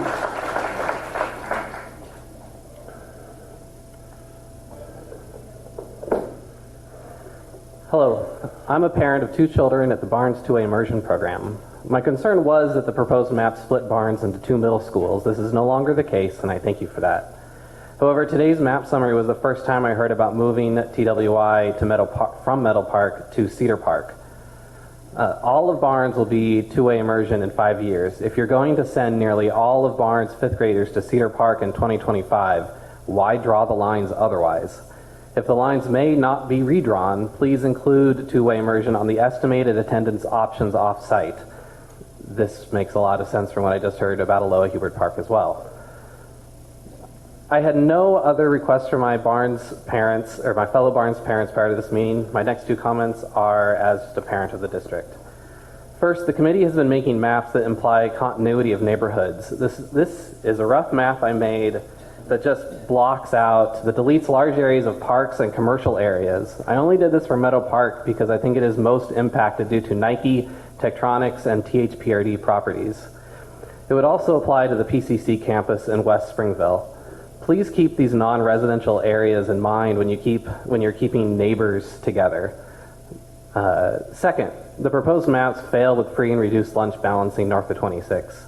Having any middle school less than half the district averages would be considered a failure by this committee, in my opinion. Thank you for your time. Okay, thank you. Okay, Don Dornblaser. Hi there, committee members. First of all, I want to say thank you for all the time and effort you've put into this, and you're super brave to be in the middle of the crossfire of all these concerned parents. And I know it's a thankless job, but I want to say thank you just first of all. Secondly, I have a daughter at Bonnie Slope. My other daughter also went to Bonnie Slope. And as far as I know, we don't have any Bonnie Slope parents on this committee. So we're really super trusting you guys to make fair, great decisions. And I would say, by and large, the committee's wisdom has been really pretty good. And the really crazy ideas have been pushed out. And I want to say thank you to the folks that have done that. Also, sometimes it seems like these crazier plans come back. And I would encourage the committee not to continue sort of endless pushing for the same ideas once the vote has been made. If there's no new information, sometimes it feels like there's a lot of rehash on these.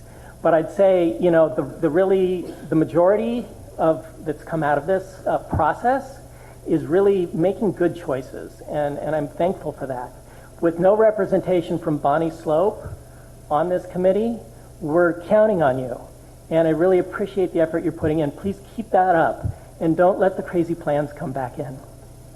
Thank you. Thank you. All right, Amy Stevens.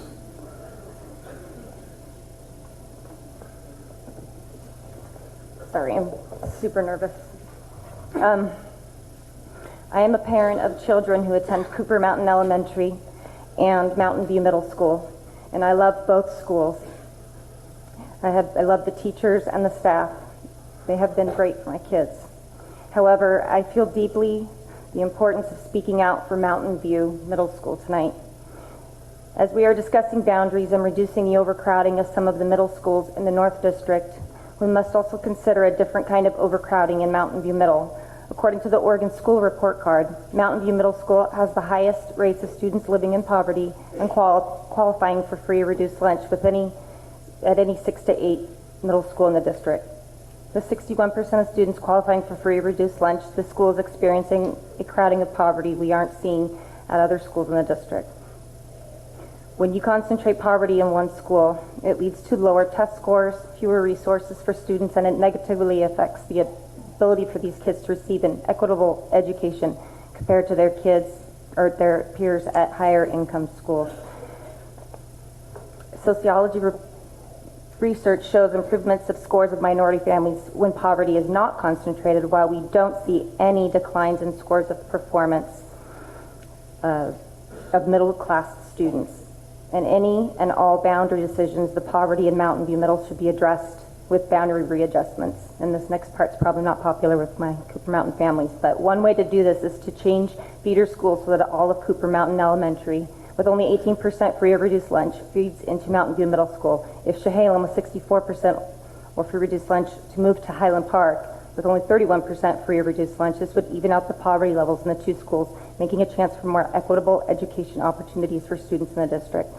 The district must find a way to draw boundaries to make the concentration of poverty lower at Mountain View Middle School. Thank you. Thank you.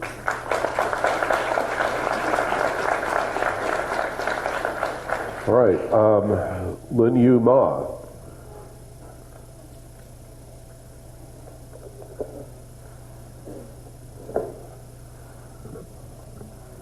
Hi, Steve. Hi there, committee members. Thanks a lot for your time tonight to discuss about school boundary conditions. Sitting here are all the parents. We understand that we do care about our children's family. We do care about our neighborhoods. So we all want to work out a best solution. So first of all, I want to raise up a concern, my personal concern, in terms of school planning. So at here we are talking about this imminent issues of a couple of middle school overcapacity. But I hope that the BSD can look back into your planning and try to see that where the hotspots will be and how to use our precious resources more wisely. Because as today, we're talking about shifting the whole feed patterns to the south. For example, Springville to Stoller and Finley to Timberland. And all these will add up the transportation cost. So I just heard a couple of parents from South Beaverton School District that their children need to go to school and they don't have a good way to commute to schools because of their financial situations. So I hope that the whole committee need to think about that and address these issues. Secondly, I also want to talk about the proximity concern, because the school need to serve for the community around, serve for the neighborhood. So, Mr. Merrill, I'm going to have you wrap it, come to your conclusion here. Okay. So basically, I hope that the committee can take those into the considerations and come up with a balanced solution. I know it's very challenging, but all the neighborhood, all the families need to work together, and sometimes we need to make some compromise here. Thank you. Thank you. Okay, Ryan Lee.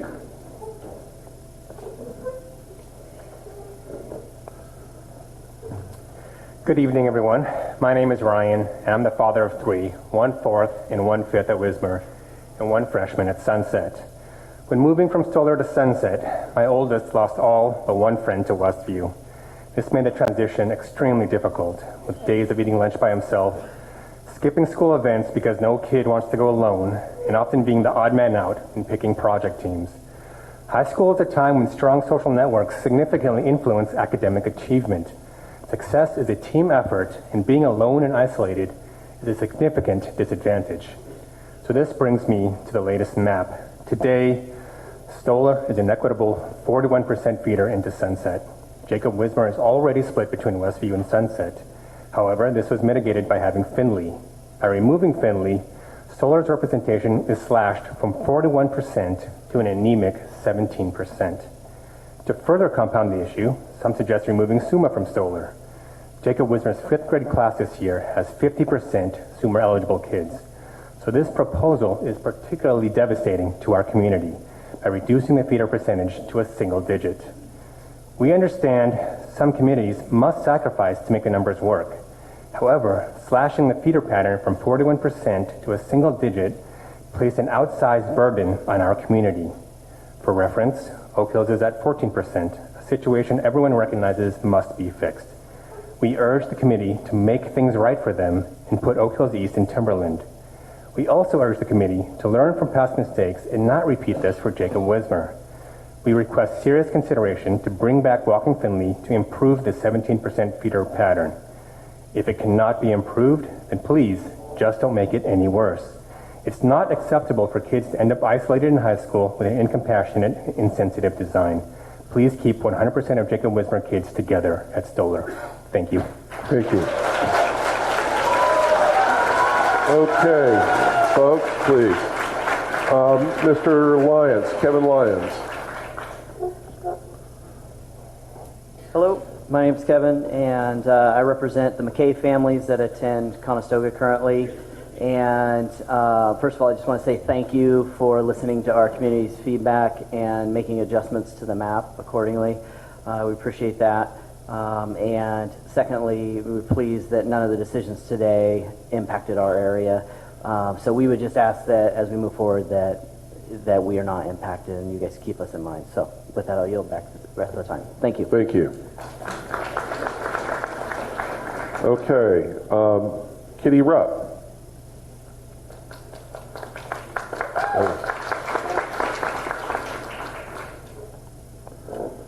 13 students, a quarter of a school bus, half of an elementary class. Not even 2/3% of the 2,141 students at Sunset. Apparently that is an acceptable feeder pattern. This committee is aware of the Oak Hills problem, admits it is a problem, and somehow is okay perpetuating that problem. And it's only going to get worse. The other Sunset-bound feeder into the only tri-feeding school in this map, Meadow Park, is Barnes. This year, Barnes produced BSC's first ever 100% bilingual kindergarten class, cementing the deep roots of the dual language program. In 6 years, Barnes will produce BSC's first ever 100% bilingual school. Oak Hills admires the unparalleled work being done at Barnes. However, this work changes the nature of Barnes to an option school. When filling out the dual language application, you read the family commitment. It states, "We will make an effort to remain in the program through 12th grade." A signed familial commitment for your child to remain in the dual language program through 12th grade. The high schools that provide a dual language program are Aloha, Beaverton, and Southridge. Sunset is not on that list. By 2025, Barnes will no longer be a Sunset feeding school, rendering the 10 to 20 kids of Oak Hills proper the only kids out of 40,860 in Beaverton School District that will not have a common feeder school. This map falls vastly short of 3 of your 4 objectives: fill Timberland, feeder patterns, and utilization of space at schools. Meadow Park at 107% capacity, while Timberland sits at 88 with 128 vacant seats. This map keeps Meadow Park as the only tri-feeder in the district. Remedy all and move your Timberland boundary a half mile to the west and include Sunset-bound Oak Hills. Thank you. Okay. Thank you. Eric Johnson. Hello, my name is Eric Johnson. I have a 4th grader at Ridgewood, and one will be in kindergarten next year. We've spent a lot of time talking about having too many kids at one school. It seems like Cedar Park is barely going to have any kids left in this particular map. It seems like it's a loss of over 50%. My understanding was if you fall below a certain threshold, you can lose electives. So that would be a concern. You're losing a fundraising base. You're losing parent volunteers. It looks like there was a portion of Raleigh Park that had been part of Cedar that had been taken back. It seems like potentially it would make more sense to just put all of Raleigh Park in Cedar as well to keep those numbers a little higher. I think we're at 60% capacity potentially at one point. Anyway, I don't have much else to add. I'm just concerned. We spent so much time talking about too many kids in a school. We should probably think about not having enough in other ones. So, thank you. Thank you. All right, Bart Levin.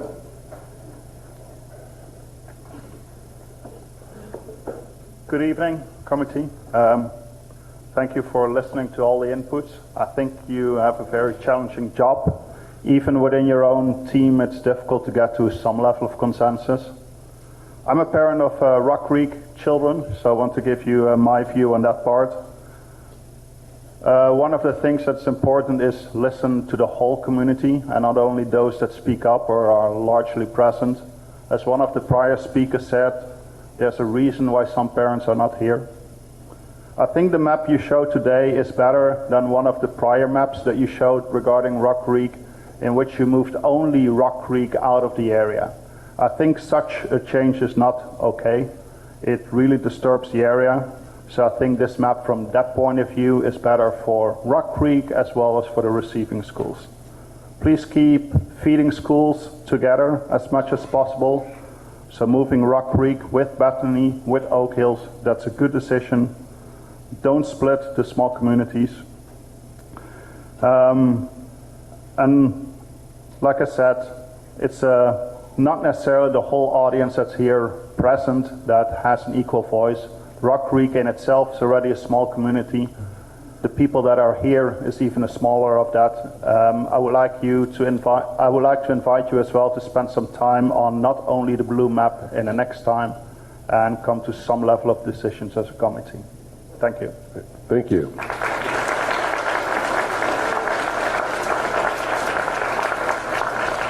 All right, Beakus.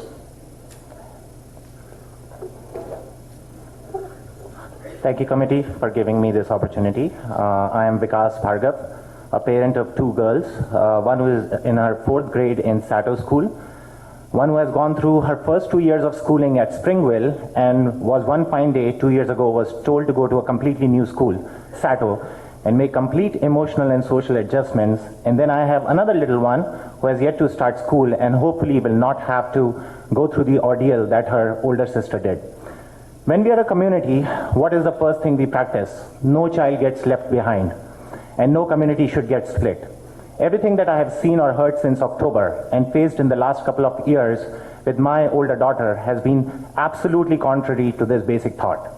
My daughter spent her kindergarten and 1st grade in Springville hoping for everlasting friendships. At the end of her 1st grade, she, with a number of other kids of our community, were unwillingly moved over to a new school, Sato. Note that we share a common wall with kids who are going to Springville. Yes, a common wall. It was an emotional moment for kids and parents alike on both sides of the wall. We have continued making them participate in activities together, such as FLL, sports, etc., with the friends across the wall. So one fine day, a couple of years later, they could be reunited in the same school. I would like to add that my daughter is on track to get into SUMA program, but I have categorically asked her, and she is clear, that she would select her friends over SUMA, and we parents agree with her. As someone who has not gone through the educational system here, it pains for me to see that we have already started to separate kids on the basis of their educational intelligence rather than emotional intelligence. The committee needs to come together in support of a solution that will not isolate or marginalize any of our kids. This includes not just keeping the communities together, but also ensuring that there is a proper student split, an appropriate mix with regards to the school teachers.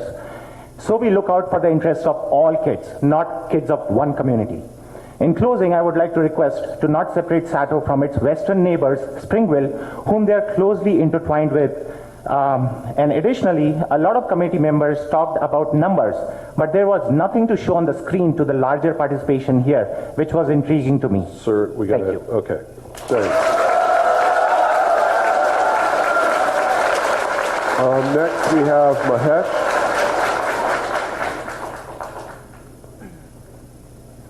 Well, I guess my shirt says it all. I'm a Springville parent, but I come here representing not just my school, but the majority of Bethany. What I have in my hand is about 300 families who have come here without borders. Matt, you said that. We are a community, not with the borders that are on the map. This petition here contains people from Sato, Finley, Springville, and Rock Creek, and we have fundamental principles that we want to come together here. We do not want any split in our communities. Keep our communities together. Please consider the distance that people will have to travel in going to their middle school. Please consider giving a neighbor in Rock Creek, in Bethany, to Rock Creek to go into another middle school. And even though I represent Bethany, I want to give a note to East Oak Hills to give them a friend in Sunset Feeder. Most of all, this same community who has come together is kind of dumbfounded with the whole conversation that has happened today. Because when we walked in, when these maps were released, we looked at them and said, this is a fair map. It met a majority of the criteria. You remove Summa out of this one, it's 88% in 2021. In 2025, it's 114%. That does not warrant us coming back here again to do the boundaries. It's 14%. There are many different ways we can solve that problem. Please do not split any of the communities. Please keep our northern neighbors together. Please treat us without borders. And we want the Bethany community to be together like it was before the boundary adjustment process was done, as one community. And right now, it feels like we're not one community. We are trying really hard, really hard to be together. We love everybody here. Jacob Wismer, we love you too. It's not about borders. Okay. So our last card is, folks, please stop. We talked about this at the PTO meeting. Please, just stop. Curry Reese.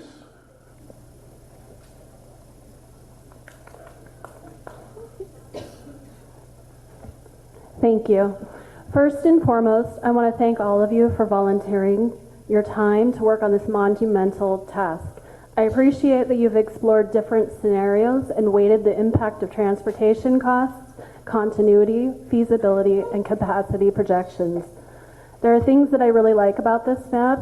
Most importantly, Tara Linda will attend Timberland with other sunset feeders such as Cedar Mill, Bonnie Slope, and Finley. I'd like you to consider moving East Oak Hills sunset-bound students into the Timberland community as well so they can begin to form friendships from 6th grade until graduation. There's only about 20 students or less per grade, and this could alleviate some of the forecasted overcrowding as the map is shown with Meadow Park. The fact of the matter is the northwest region of the district's exponential growth cannot be supported by Stoller alone. Displacing students district-wide to appease the population who reside in an area with an influx of growth seems counterintuitive. Removing SUMA from Stoller doesn't make any sense. Many of these SUMA students live within walking distance and are later slated to go on to Westview. Uprooting these kids, busing them to Timberland, being displaced amongst sunset-bound students for 3 years, and then transferring back to Westview doesn't sound or is not continuous, feasible, efficient, or ideal. Westview needs to have a SUMA program at one of their local middle schools. Stoller's established program should serve its local community and retain SUMA. Moving Stoller's SUMA puts Timberland over capacity on day one. As we approach a final recommendation, the committee is often questioned what their priorities are supposed to be. The community has told you loud and clear that a main priority is for them to reconcile split feeders ensuring student success with continuity. One way to help north of 26 is to move East Oak Hill Sunset-bound students to Timberland and not split Jacob Wismer by removing Stoller's SUMA program. Thank you.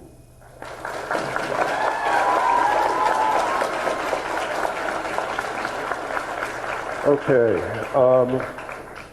that is the end of the public testimony. I do want to bring up, let me bring up the slide here,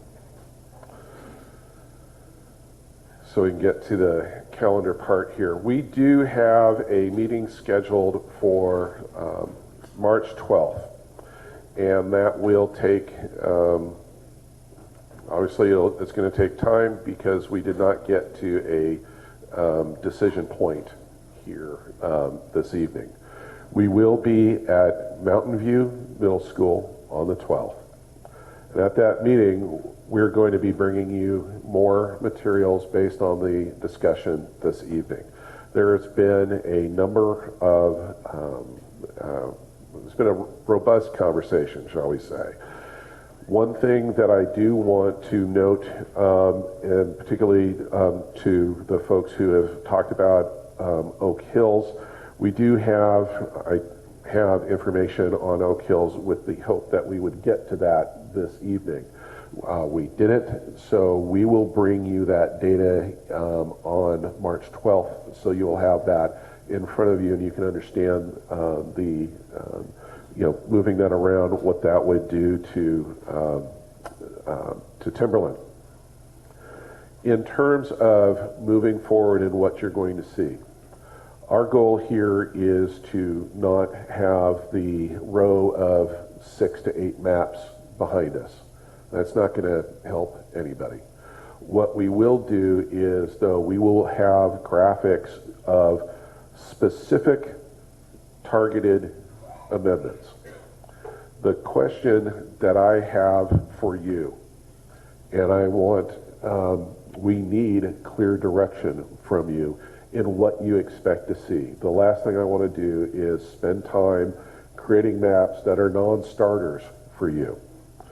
Now, we have heard earlier this evening that you are willing to consider splits at the 3 schools in the north, the Springville, Sato, and Wismer, in addressing the concern of Stoller, the capacity issue. Based on the testimony that you heard here this evening and your time of reflection since we called the questions earlier, does anybody have any additional questions or specific direction they want us to consider and then ask the committee to see if their support in moving forward with a specific request? Sharice, you had your card up first. In the light of making progress tonight, I think that we all probably have a very good idea on how we feel about Oak Hills, and would it be appropriate to vote on that as a committee so that we know that for future maps we want to either A, see this in Timberland or not? That is fine, and I'm willing to entertain that. But before we go to that question, I want to go through the rest of the cards. So, Michelle.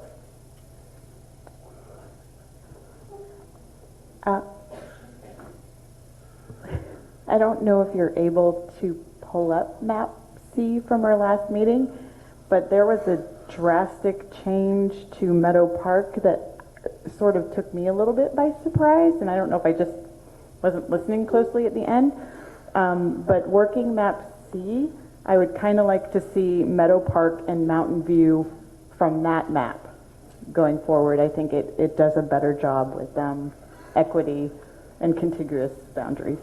Okay, so let me rephrase that. You're saying working map C that had Meadow Park and Mountain View? Mountain View, and then probably 5 Oaks with some tweaks. Okay. I'm just making note of the questions to call. I'm not taking this as direction yet. Michael. Thanks, Steve. I didn't know if your question was specific to the Stoller Springville boundaries, but it appears it's more wide open. I share Michelle's surprise when I got this map. I don't recall anyone asking for the changes that I see at Meadow Park. Again, maybe I was out to lunch when that happened, but Christy didn't either. So since we're asking for other ideas, I do agree with the concept that Rock Creek should go with one of its neighbors. So I'd like to see Rock Creek and Bethany at Five Oaks. I'd like to see the East Oak Hills over at Timberland and the West Oak Hills with the Bethany Rock Creek neighbors. I could go on with other ideas, but that might get too complicated. I'll leave it at that. Okay. Monica. I'm 100% in agreement in all three comments, the Oak Hill split and Map C Meadow Park. So I brought this up early on and kind of waiting for public to speak. The dual language continues to be a concern for me. We've heard from both Aloha Huber and Barnes that I really think we need to keep those schools with the language immersion.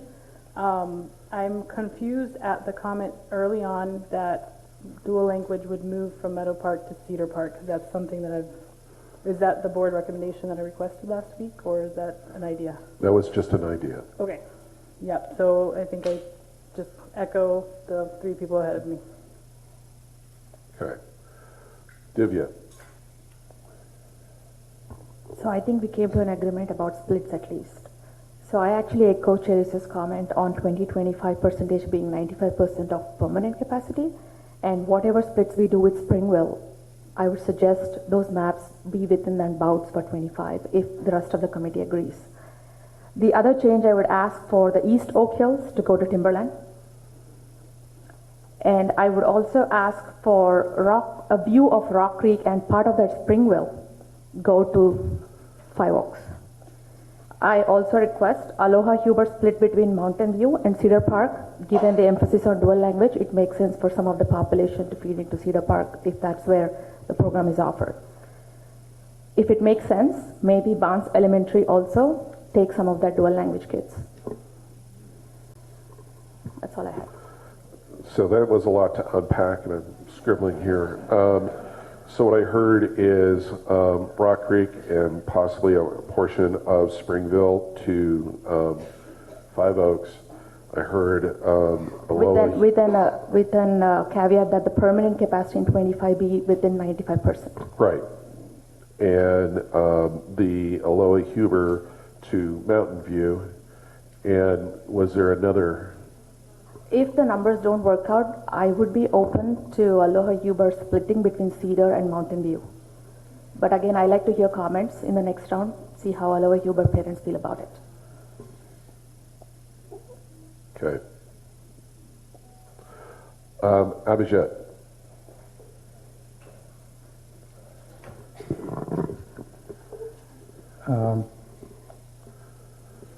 So I think we as a committee should first of all understand one thing.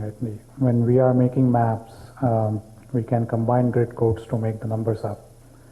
But maps have to go beyond numbers and do the right thing for the kids.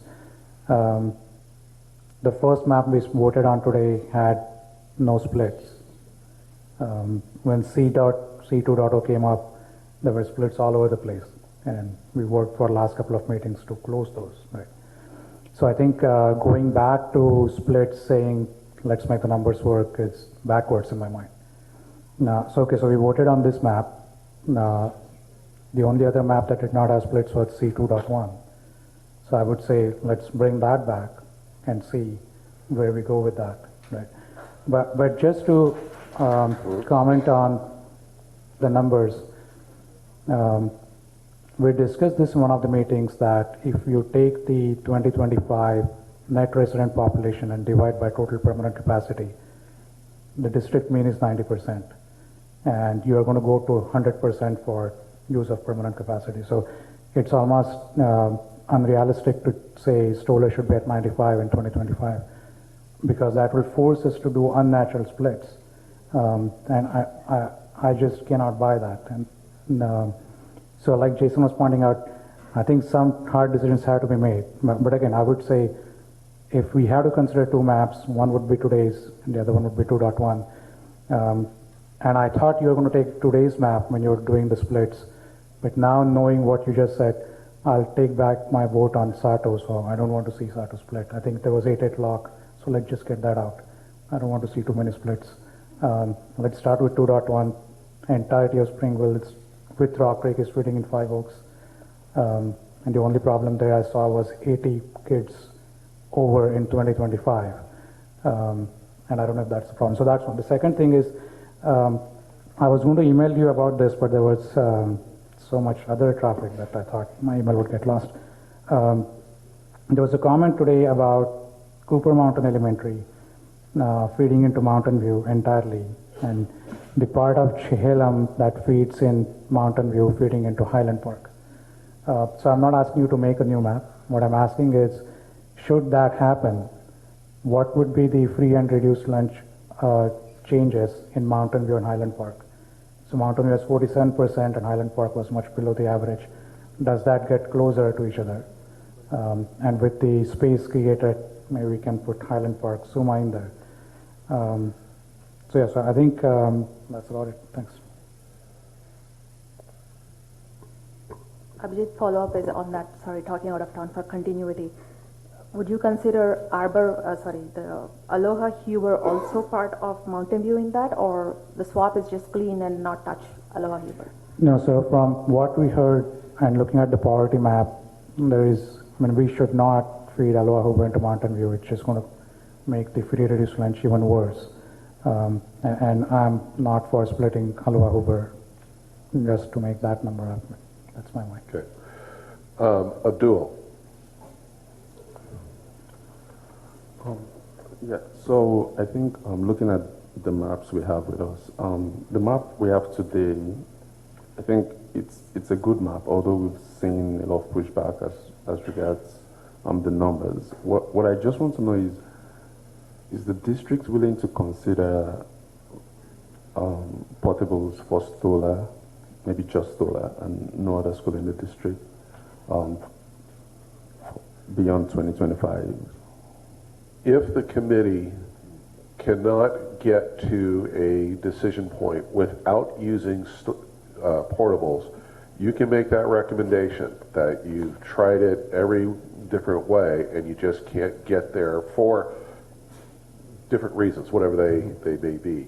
And that is a recommendation that you can provide. Whether or not that gets implemented is the question, but if you have looked at it every single way that you think you can and you can't get there, that's a recommendation that you can make. And the reason I say that is because I think this is perhaps the best map we can do when it comes to keeping the communities together.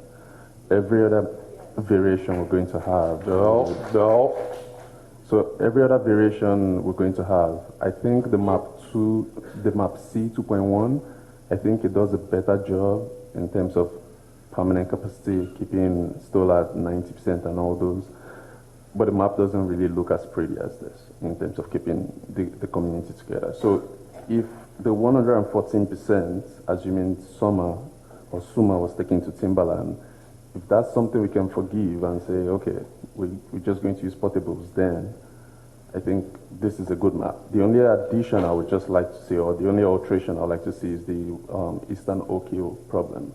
And that would mean recommending a change to the high school boundary, whether that means shifting the boundaries for Jacob Wisma to accommodate the Eastern Okios in Westview, or however one wants to do that. I think that would be a good way forward. Okay. John. Thanks, Stephen. And thanks, everyone, for your public testimony. I thought it was all excellent. Thank you. And thanks to the committee for continuing to have tough dialogue. I really appreciate and respect all of you for the dialogue that we're having. I do want to say, though, I agree strongly with Abhijit that I would rather not see more splits rather than having a marginally over capacity Stoller to the goal. I don't think that makes a lot of sense to me. Also, I can't recommend specific grid code splits, although I do accept the fact that we're going to need to see some next time, because I don't have the data. So the data that I would ask is that we try not to create more imbalance in the student composition in terms of diversity and free and reduced lunch by creating and introducing splits at Stoller or Timberland, but that if we do create splits, those splits drive for equity, not the other way. Okay, thank you. Jason.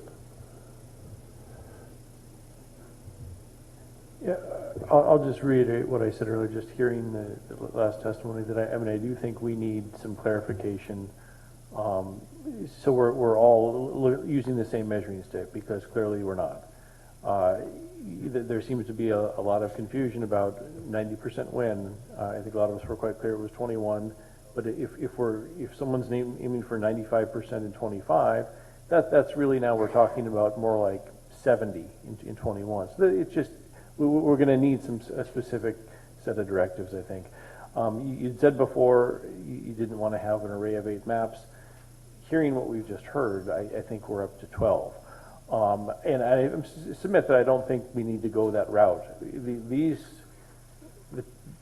2 maps of the grid codes are invaluable references. This is all we need to know with any given map. We can judge for ourselves what the moves are, and I would put it to the folks who weren't willing to vote today. Come to the next meeting with a proposal. Send it via email, but you've got the numbers right here. Pick something that's going to meet your target, and let's go. But I do think we need some clarification to make people more comfortable. Okay, and, oh geez. Sean. Okay, I don't like the splits in the elementary school, but I agree with Divya. I would like to see a Lower Huber Park, the splits between Mountain View and Meadow Park, because some of those kids that go to Lower Huber Park can look out their window and see Mountain View. They could just walk right across the street. So I would like to see maybe a split on that. Okay. Yasmin. I just want to say that I totally agree with everything Jason said. I am now feeling a little worried about the progress we're making. I think we are about to rediscuss every single thing we discussed since October, and I think we are in a good point. We can move forward. Please let's think twice before we go back, because time is running, and we have discussed many of the things that we discussed today before. Right. So, and let's stick to the goals that we have. This is very important to have a very clear goal in front of our eyes so that we can achieve it. And sorry to say that this way, get done with this process. Right. I think most people in the room will agree with that. Matt.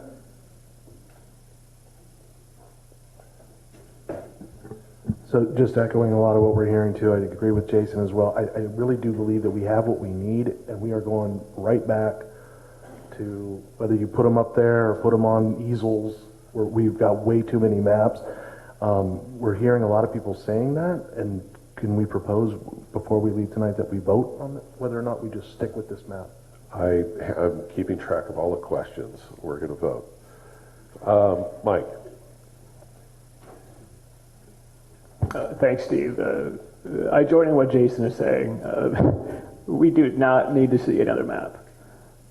We have more than enough information to make a decision. We have one map up there.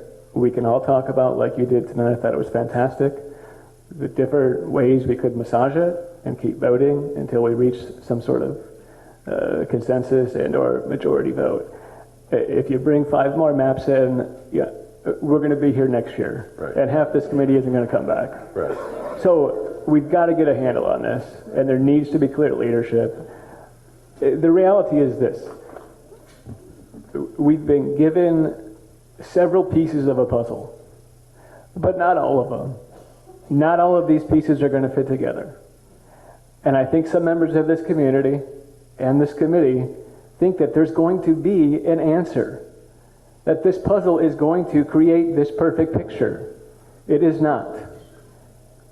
Our job is to create, out of these misshapen puzzle pieces we've been dealt, where the schools are built, where people live, things we can't change, and make the best picture we can. So with that, that's all I have to say tonight. Okay. So let me try and summarize here. I have a number of questions that I'm going to ask, and I think there is clear direction on a number, and there are not on others. Before I move on to that, I want to be clear. I am not proposing to come with, I forget the number 12. We're not coming with 12 maps. We are coming with one map. What we will provide to you in your materials are data for you to, understand on the different choices. Okay, so the one map we're going to start. We're going to start off of the map that you saw tonight. Okay, there will be changes based on what you tell us that what you want to see. But as Mike just said, a lot of these different options you've already seen in different maps going back to November, December.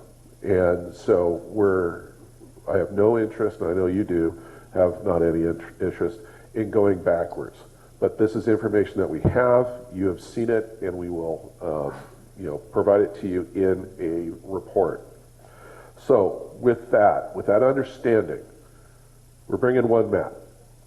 It will start, we'll start with what I think might be the easiest question. Does the committee want to see this next map showing Oak Hills, the bit that feeds into Sunset, showing it going to Timberland? Okay, we can do that. All right. We also had a suggestion of Rock Creek and Bethany at 5 Oaks. You've seen that map before. I'm not bringing the map back, but I will provide to you the data that goes along with that. Majority directs us, so I'm calling a question. Do you want to see that particular map?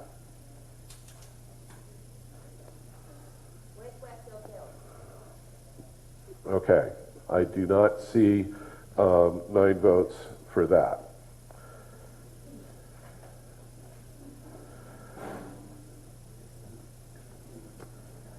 Yeah, so you're not saying in that question what you do with the Western Oak Hills? No, the Western Oak Hill, we were only calling the question on the eastern part of Oak Hills. I didn't hear anybody say... what I'm saying is, for the second question, you said Rock Creek and Bethany goes to 5 Oaks. Correct. Then the assumption is that we're going to leave Oak Hills alone up there, and I think we've seen that before, and there's a lot of pushback. Okay, I didn't hear anybody say... okay, so you said Rock Creek, Bethany, and Oak Hills West at 5. Okay, so rephrasing the question. Jason. I can jump in here. I looked at this exact scenario earlier. It's a great looking boundary to have Rock Creek, Bethany, West Oak Hills,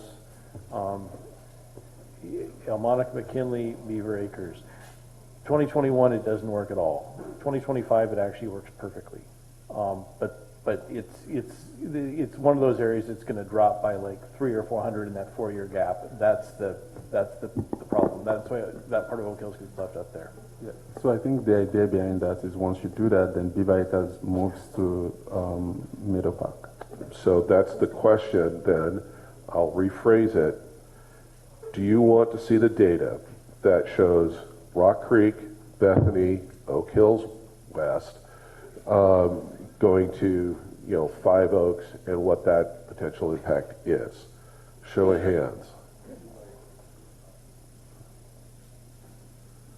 All right, that's 1, 2, 3. Okay, that's 9. All right.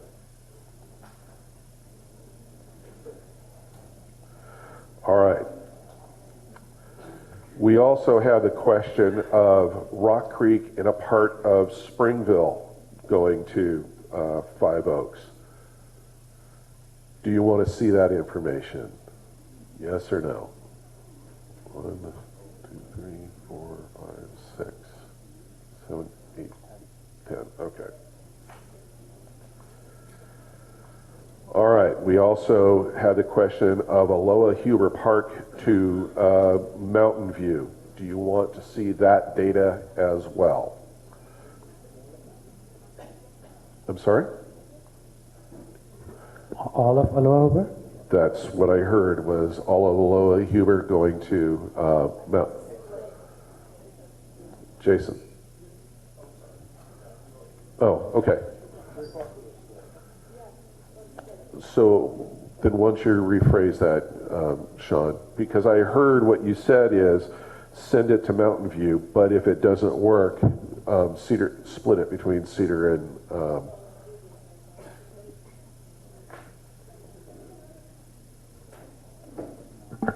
Yeah, I suggested the split for Aloha Huber, especially the walking kids in Aloha Huber who can get to Mountain View. And then the other one was actually piggybacking on Abhijit's comment, the Chehalem and Cooper Mountain swap. Okay, so let's be clear, there are no walk zones at Aloha Huber Park. But proximity-wise, it's still close to Mountain View. So. Okay. But I do want to recommend that swap between Chehalem and Cooper Mountain for balancing the FNR. So Steve, we've had 2 separate recommendations for this split. I think Divya said Cedar Park and Sean said Meadow Park, so we need to clarify that. Okay.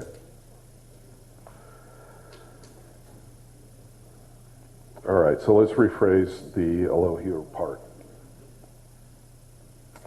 Do you want to see the data of all of Aloha Huber Park going to Mountain View? It's a multi-part question. Okay, no. Do you want to see Aloha Huber Park going to either, do you want to see Aloha Huber Park going to Meadow Park?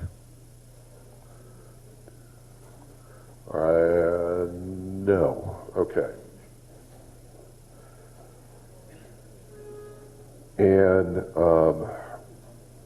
so there's no consensus on Aloha Huber Park in a majority of what to do with that. So Aloha Huber Park is going to remain as it's shown in the map that you saw today.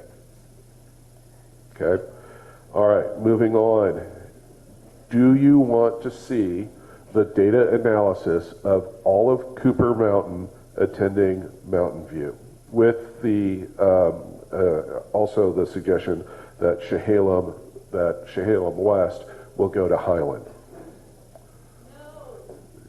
Can I just add one data point, just a question, clarifying question? Does Chehalem feed Mountainside or Aloha? It's all Mountainside. So Chehalem feeds Mountainside, Cooper Mountain feeds Mountainside. They both, so there wouldn't be a high school change if we did this? There'd be no high school change.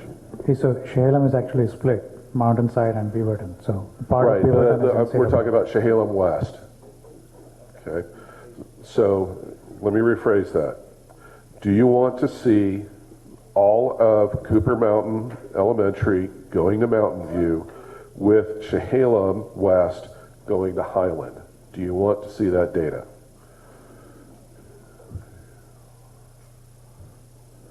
All right, that is keep your hands up, please. 1, 2, 3, 4, 5. Yeah, that's 9. Okay. All right. That's it in terms of questions that I have for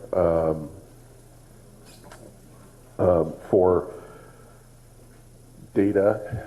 I did hear about the, I think Sharice and others were talking about 95% in terms of 2025.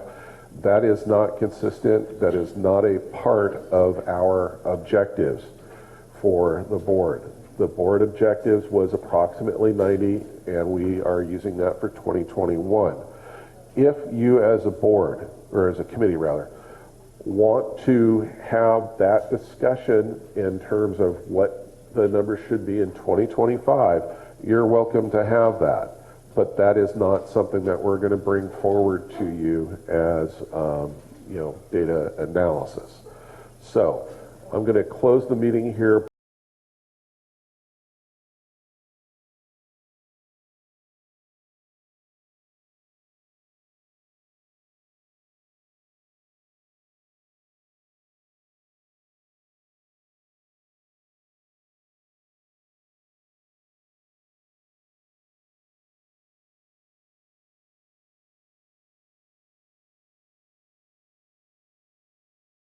It's east.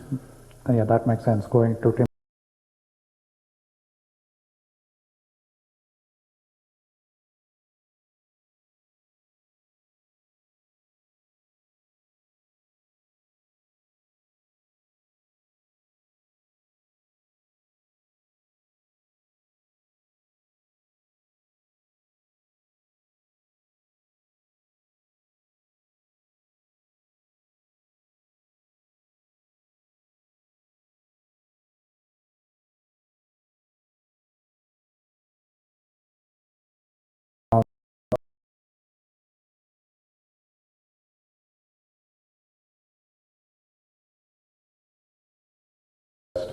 Oak Hills to be shown going to Five Oaks. On top of Aloha Hoover also feeding into Five Oaks. Correct. Okay. Divya. Steve, my concern is exactly what Abhijit brought up. I don't think numbers going to work out. We shouldn't be wasting time trying to put these two schools together when Aloha Hoover is there. Same concern when you feed RC in Rock Creek and percentage of Springville into Five Oaks along with Aloha Hoover. We've seen a map with that combined capacity. That's correct. So I would request the committee to reconsider the voting on Aloha Hoover for those reasons, please. Okay. Marty.